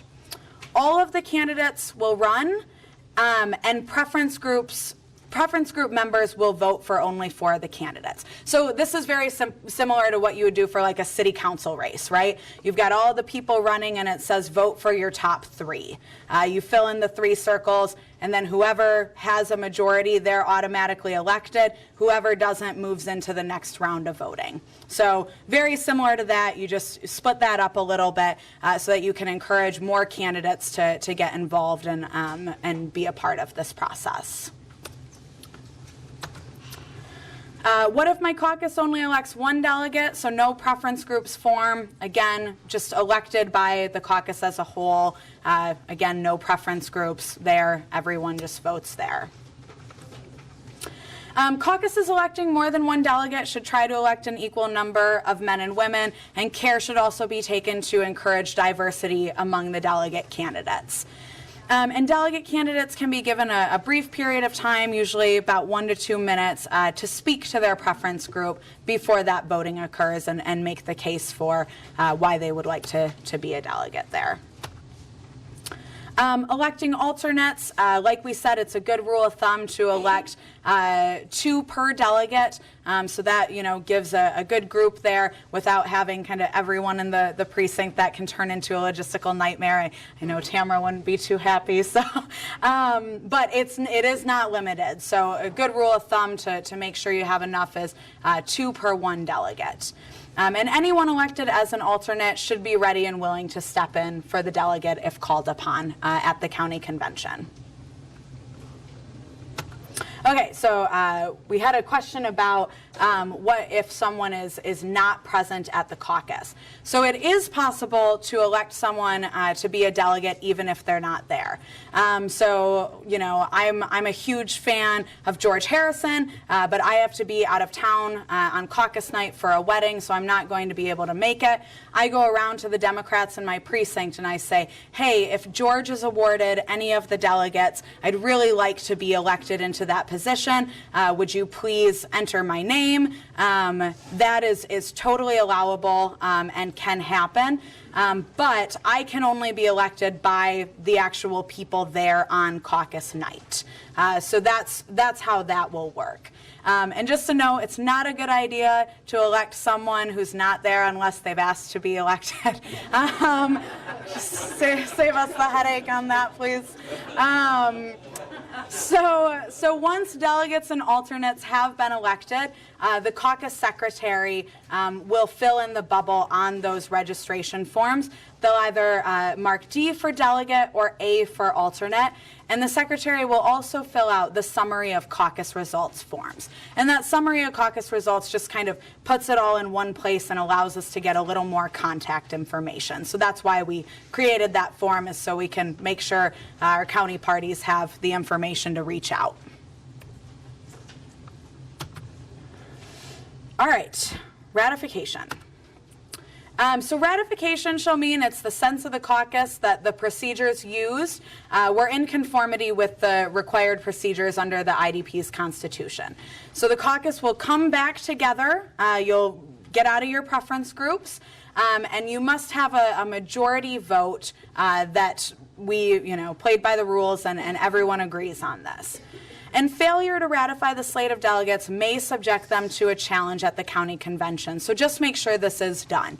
And this will be recorded on your summary of caucus results form. And we've got, I think I've got another slide here. Oh, sorry. So yeah, we just want to make sure that everyone votes to ratify that slate. And I'm actually going to skip these because we reformatted them a little bit differently so that we could get that contact information on there. But you can see down at the bottom where it says ratification of slate and where you would record that. That is still on the summary of caucus results forms. It just looks a little different. So, all right, what questions do we have? Yeah. So, if there's a caucus where there's a heavy majority of one candidate, and but there is a delegate assigned to a preference group that gets like one delegate. When you have those elections for delegates, couldn't the majority easily vote down that the people going for that one delegate? So the question is about delegates being elected. If you have a smaller group that's only awarded one delegate in the majority, you do elect the delegate out of your own preference group. And then again, the ratification just says that everyone was by the rules there. But those elections will occur within the individual preference group. So, yeah. Can the caucus chair people participate as delegates? And the question is, can the caucus chair be part of a preference group? And the answer is yes. You are able to still participate in preference group formation. And normally how that works is when they form preference groups, you'll say, hey, we're going to add one more to John Lennon. I'm a John Lennon supporter. And then you kind of keep facilitating, but that's how you can note that. can you be a delegate too? Yep, you can be a delegate as well. Yep. Question over here? Yeah, is the county convention date clearly provided so that people know? It's March 12th, yep. And I'm not sure that there's a form in there on that, but you'll be contacted by your county party if you're elected delegate there, but it is March 12th. Maybe an issue for some parents because I think some schools are on spring break right at that time. Okay. Got it. So remind people. Sure. Do you have the dates for district and state also? Because people want Dates to know for district and state, April 30th is district, and June 18th is state. That's April 30th for district, June 18th for state. And I think since this is a party building thing as well as just reporting that night what the results are, that we should make sure that the people who stand for delegates can attend and know what date to attend, and understand that there's a weaning process as they go along. They're delegates to their county convention. They will go to, if they're elected at their county convention, they'll go to the district convention. Each one elects another set of delegates to keep going on. Yep. I think we need to explain that process to people because we want them to participate clear through, not just that night for the head count. Absolutely. Yep. Question over here? What was the last date? Oh, June. state convention is June 18th. Yep. Question. Locations for each. Those haven't been determined quite yet, and each county and the district committees will determine those, and we'll make sure to get that out. Okay, I'm going to move along here, and then we'll take questions again as those. The national convention is the week of July 25th. Oops. 25th. Sorry? It's at Philadelphia. Okay, so electing county convention committee representatives. So the caucus will elect people to serve on the platform committee and committee on committees from the delegates and alternates just elected. And it's 2 per committee unless otherwise noted. So again, these people are just elected from that slate of delegates and alternates. Those are the only people eligible to serve on these county convention committees. So we have the platform committee, which helps determine which platform resolutions are submitted to the county convention for ratification to our platform. And we have the committee on committees, which is the greatest name. And people will be divided up among 3 different committees for that. It's rules, credentials, and arrangements. And they really assist with logistics for the county convention and getting all of that set up there. So once these elections occur, you'll want to again fill in the corresponding bubbles on your registration form and mark that on your summary of caucus results form. And I think you might have been out of the room when we talked about people not at the caucus, so I can talk to you afterwards about that. Okay, electing precinct committee persons. So obviously, electing our precinct committee people is absolutely essential to building a strong party. This is our first level of organization within the IDP. This is how we make sure we're succeeding in electing Democrats up and down the ticket. So we really want to make sure we have good people who are working with this, and this is something that gets done at all of our caucuses with our goal of party building here. So again, these are elected by Democrats of the precinct to represent them on the County Democratic Central Committee. There's 2 elected unless otherwise noted. It's a majority vote and written ballots may be used. Again, they're responsible for helping with the caucuses, elections, voter contact, and get out the vote efforts.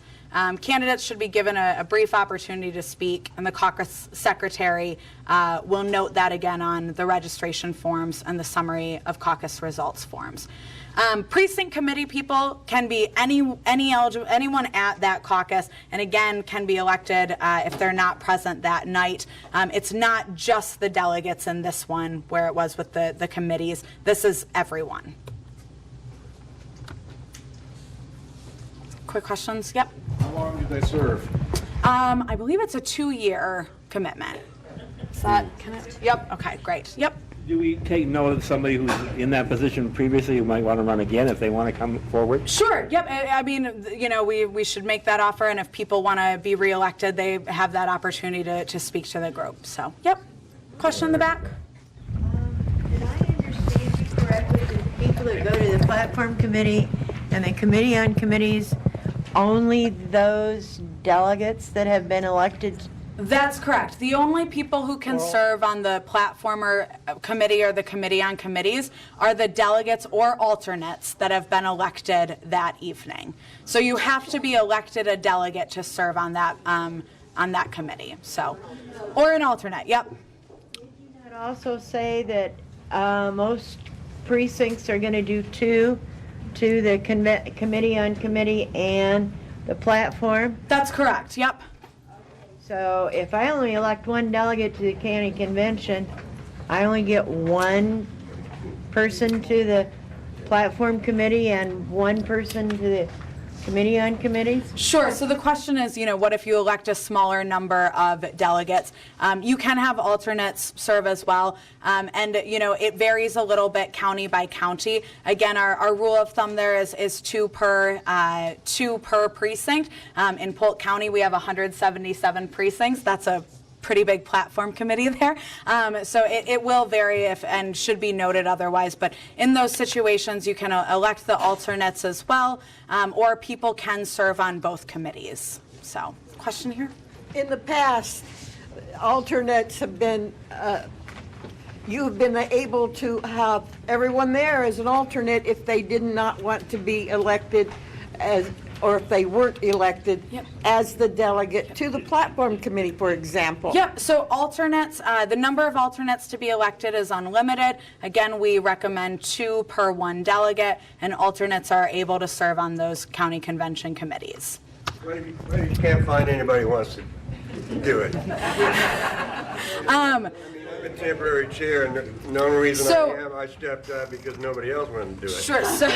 So do your absolute best. Again, you can elect people who aren't there. We can reach out and contact them. That's one of the reasons we elect the numbers that we elect there. So, okay. Go back to a chair too. If nobody wants to be the chair, can I just say, okay, I'll take it and move on? You will be elected. Yep. If you throw your name out there. Okay, gonna keep moving along here. Happy to answer questions at the end. Okay, resolution discussion and adoption. So resolutions are proposed by the caucus participants. The caucus can either vote on platform resolutions individually, or they can move all proposed resolutions forward to the platform committee for their consideration. Either is allowed, does have to be obviously voted upon, but it just depends on the caucus. A lot of times they'll just vote to move everything forward. That's absolutely fine. If they want to discuss them individually, that's absolutely fine too. If discussed individually, the chair may wish to limit discussion time. Please do this fairly, but obviously this can turn into a long time there. We do have in your packets resolution submission forms to be completed. If someone comes in with a typed resolution, you don't necessarily have to rewrite that on the form or retype it up. Just staple it and fill out the necessary information. If you run out of forms, that's okay too. That's why we've got the paper there. We can just take those in. And those should be returned to the county chair in envelope B. Here's what they look like. Pretty easy. I'm skipping questions. You guys don't get that one.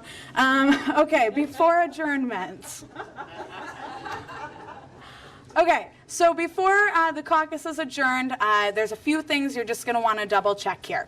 So is the caucus math worksheet signed by a representative from each preference group? Did you report? Obviously very important there. Do you have the contribution envelope? Is it sealed and signed? Did you collect all absentee ballot requests and all of the surveys as well? Did you collect all of your candidate nominating petitions? Have all adopted resolutions been written up and signed? Was the slate ratified? Did you fill out the bubbles on the caucus registration form, marking that people are delegates and alternates? And did you complete the summary of caucus results form? So then you'll move into new business and adjournment. So you'll ask the caucus attendees if there's any other business they wish to put before the caucus. Again, that county convention date is March 12th. You might also announce the next county central committee meeting, upcoming Democratic Party events or candidate events. But assuming there's no other business, you will adjourn the caucus. So hearing no further business, the caucus is now adjourned. Thank you all for coming.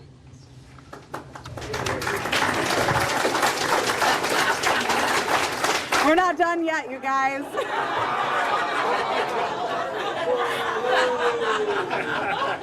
Okay. I love bureaucracy. Okay, we're almost done, I promise. Okay. Final caucus duties. Complete all the paperwork. So make sure all the forms that ask for the county and precinct are on there. Documents are signed and forms are legible.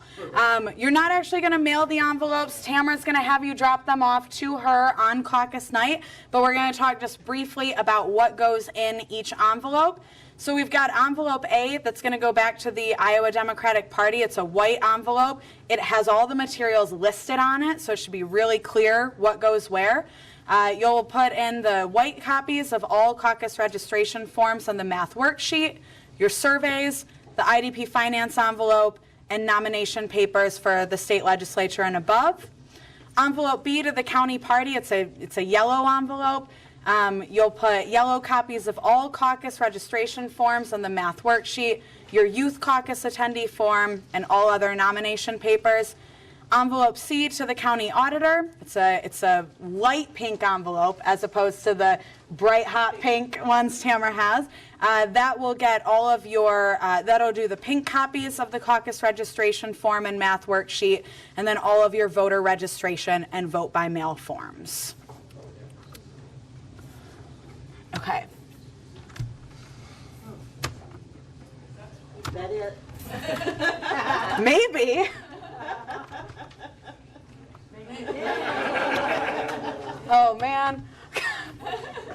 All right, well, we'll just talk about it then. So just a couple, one thing. Oh.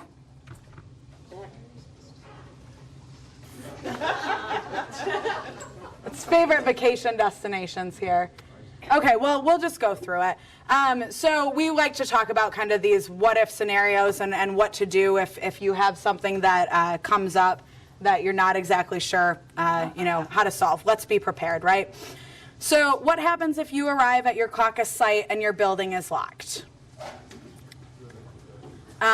You've done your homework ahead of time. You've got a home phone and a cell phone for your site contact. You're going to call them. You're going to get someone down there to unlock the building. You're going to make sure that people in the parking lot know, hey, it's been a little delayed. We're getting the building unlocked. We've got someone on their way so people don't leave. We just want to be prepped for that. You can call and let your county chair know. Call and let us know. But make sure we get that resolved. I'll take questions at the end here. What happens if you run out of forms? You all brought that blank paper, right? So you're just going to start writing things down. But, again, let us know, especially here in Polk County. We've got some extra forms. I know Tamara has some runners around, so let us know. You begin forming preference groups, and you do not have enough space in your location. You're going to want to look and see what other rooms might be available. Do we need to use the gym and the hallway and the classroom next door and kind of form preference groups a little bit differently here? Can we move out into the hallway? Can we move the registration tables and the tables and chairs out so there's room for enough people? Do we need to ask some observers to leave so that we can continue moving forward? We just want to completely brainstorm how do we work with this? And again, we can always call and talk to someone at the helpline. We can help you out with this. You have bad cell phone service and can't report results. You must still report results. So use that hotline, look for a landline, someone else with a cell phone who can dial in. And what if an observer is being disruptive? We've got our 3 strikes policy, right? So stop, asking them to stop or they'll be asked to leave, and then finally asking them to leave. Can we get the authorities involved? If you're in absolute danger or anything like that, don't hesitate to call. But call us. We're happy to help you as well. So kind of do those things maybe before doing that. But yeah. Question. The reporting, is there a certain time that the results have to be reported by? You should report results as soon as you have awarded those delegates. Please report results as soon as those delegates are awarded and everyone has signed off on that caucus math worksheet. Get that sign off, get into the app, or call that number. Okay, I know there's a few other slides. There's a mock caucus, but I also know this has been a little bit long. So thank you again, everyone, so much. We really, really appreciate it. Thank you.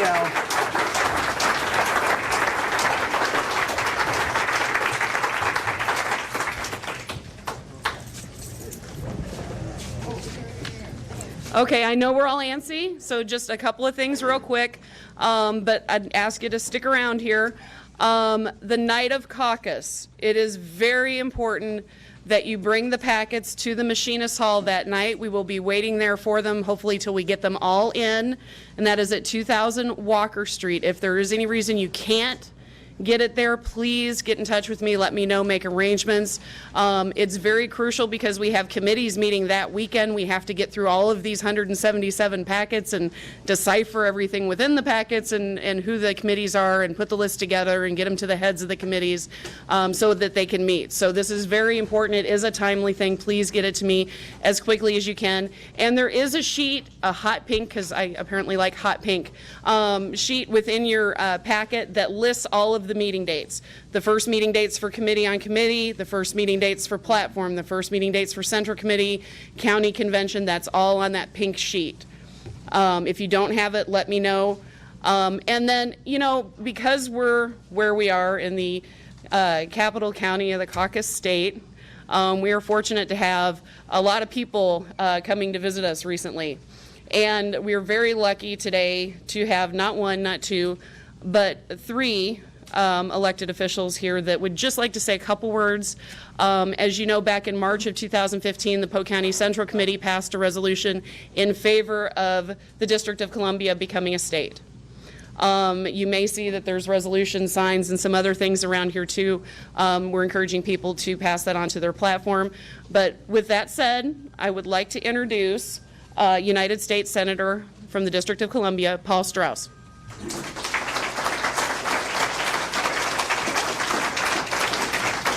Thank you very much, Tamara, and thank you to the Polk County Democratic Committee. I had the privilege of addressing you back in February of last year. Not only were you courteous, but in March you passed that resolution supporting D.C. statehood, and you promised to make it part of the caucus process when we came back here. And in the best traditions of Iowa, you have kept your word.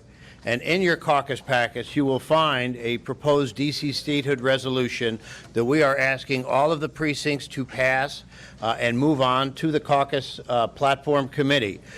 For those of you that are not aware of the facts, the American citizens who live in the District of Columbia don't have the same rights that you here in Polk County or the other counties in the 50 United States do. For example, my constituents get to go to the polls and vote for me on a ballot that says United States Senator, but when I go to the United States Senate to advocate on behalf of them, I can't vote. Our non-voting delegate to the House of Representatives can't vote, and the other members of my delegation, Senator Michael Brown and U.S. Representative Franklin Garcia, who I'd like to call up to join me here, also cannot vote. That is so against the values of our democracy, so against the values that we hold dear, that we are counting on you in Polk County and around the state of Iowa to help end this injustice. You have the ability to use this process to pass these resolutions onto your state convention and make them part of your national convention, and it just means the world to me and my constituents. So the resolutions in your packet, we did come bearing some gifts for every caucus precinct chair that pledges to get our resolution. We have a D.C. statehood mug, and I'm really glad I brought these. Whoops, now that I know the cell phones are going to be so important. These are portable cell phone batteries. They say, don't let Washington be powerless. Support D.C. statehood. But they will. They will keep those smartphones charged during your caucus. Now, just a word of advice, though, you have to recharge these. Don't be that guy who calls me up and says, you know, that charger worked great for a few days, but then it just quit on me. You know, they're batteries like everything else. And then we want you to take one of these posters. And I have to tell you, I have been in this statehood movement a long time, but I just love this poster. First of all, your state capitol building is one of the most beautiful capitol buildings probably that I've seen anywhere in this country. And the way that this poster, it really is. And the way that this poster is designed, and I'm not a graphics person, I don't know if it was intentional, but when I look at this, what it says to me is that Iowa has D.C.'s back. And I have to tell you how much that means to your fellow Americans who live in the capital of your United States who were denied those rights. And I know that it also means just as much to Senator Brown and Representative Garcia. So I do want to ask them to just say take a few more seconds of your time because what you're doing is so significant and so valuable to us. Senator Brown. This is what you get to do if you're the junior senator. You get to be the easel, so always get elected first. Now, we really want to thank you for this. You know, Iowa has a proud tradition of standing up for equal rights. The first woman lawyer admitted to the bar was from Iowa. They led the gay rights movement in this country, and we're proud that they're standing behind us. You know, this is a political anachronism that goes back to the beginning of our country when we didn't let women vote, we didn't let African Americans vote, we didn't let Native Americans vote, we didn't let veterans that served their country but were under the age of 21 and didn't own property vote. And we're the last bastion of this, and it's time to include the people of the District of Columbia. We have 200,000 people in our city who have served in the military.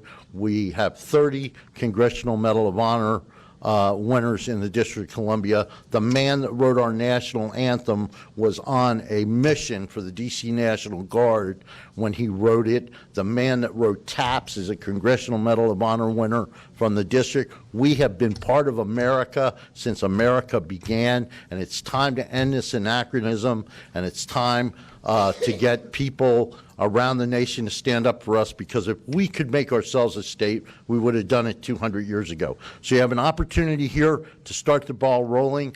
Thank you so much. And just on a personal note, I've been in politics for 35 years, never been to the Iowa caucuses. This is like waking up on Christmas morning for me and finding the one toy you thought you'd never get. So thank you very, very much.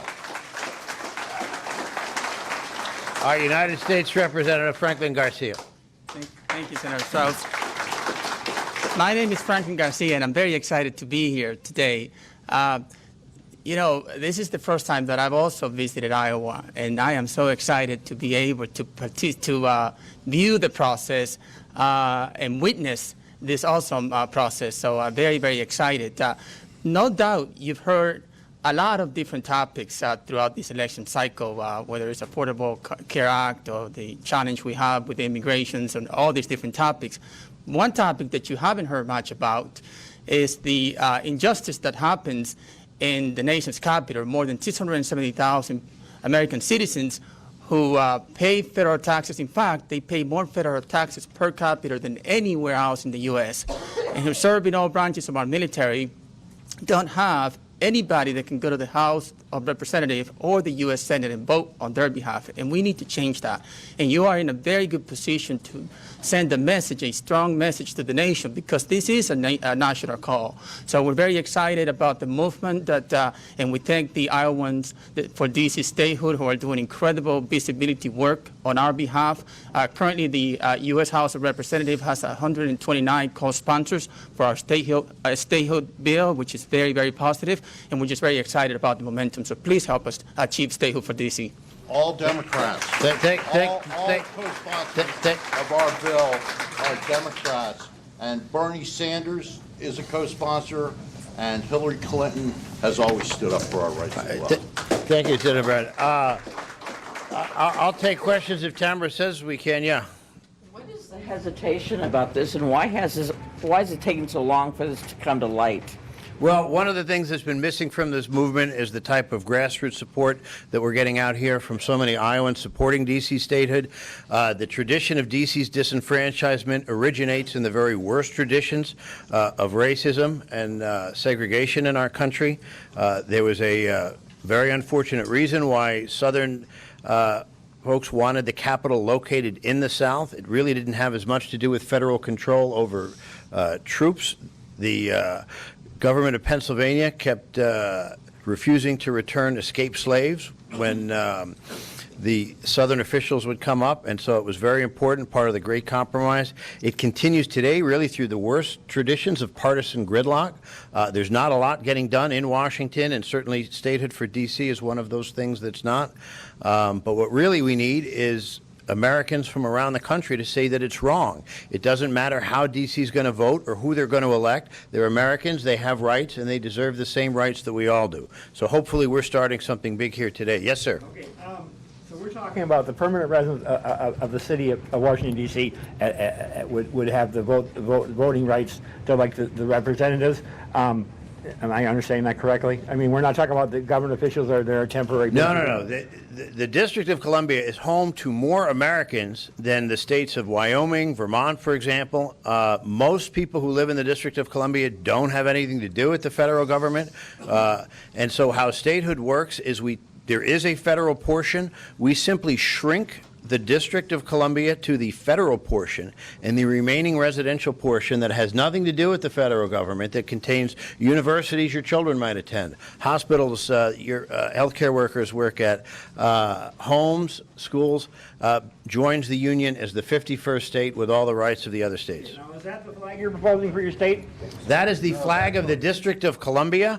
It is based on George Washington, the father of our country's own coat of arms, and we are we have a flag, we have a state flag, we have a state bird, we have our own license plates. What we don't have are the rights of other state residents as American citizens, and that's what we need. This can be done by simple legislation. It does not require a constitutional amendment because we're not abolishing the seat of government. We're simply changing the boundaries of it to include only that federal portion, very consistent with the framers' vision, but not anything that requires changing the Constitution. In fact, what it does is fulfill the promise of the Constitution for your fellow Americans that don't have the constitutional rights that you all take for granted. And as we see today, work very, very hard to make sure that all of us in the country get to benefit from. So thank you for your,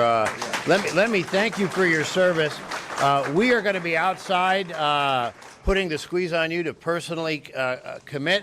I know that I have to let Tamara come back and close this out, but we have very much appreciated the opportunity to come talk to you here today. Thank you very much. And you know what?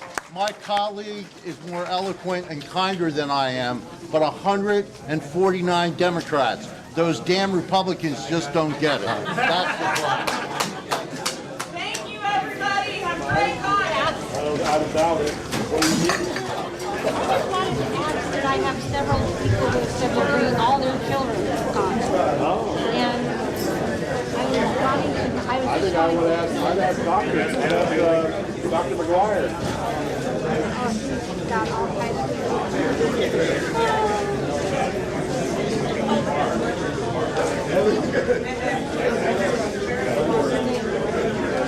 Thank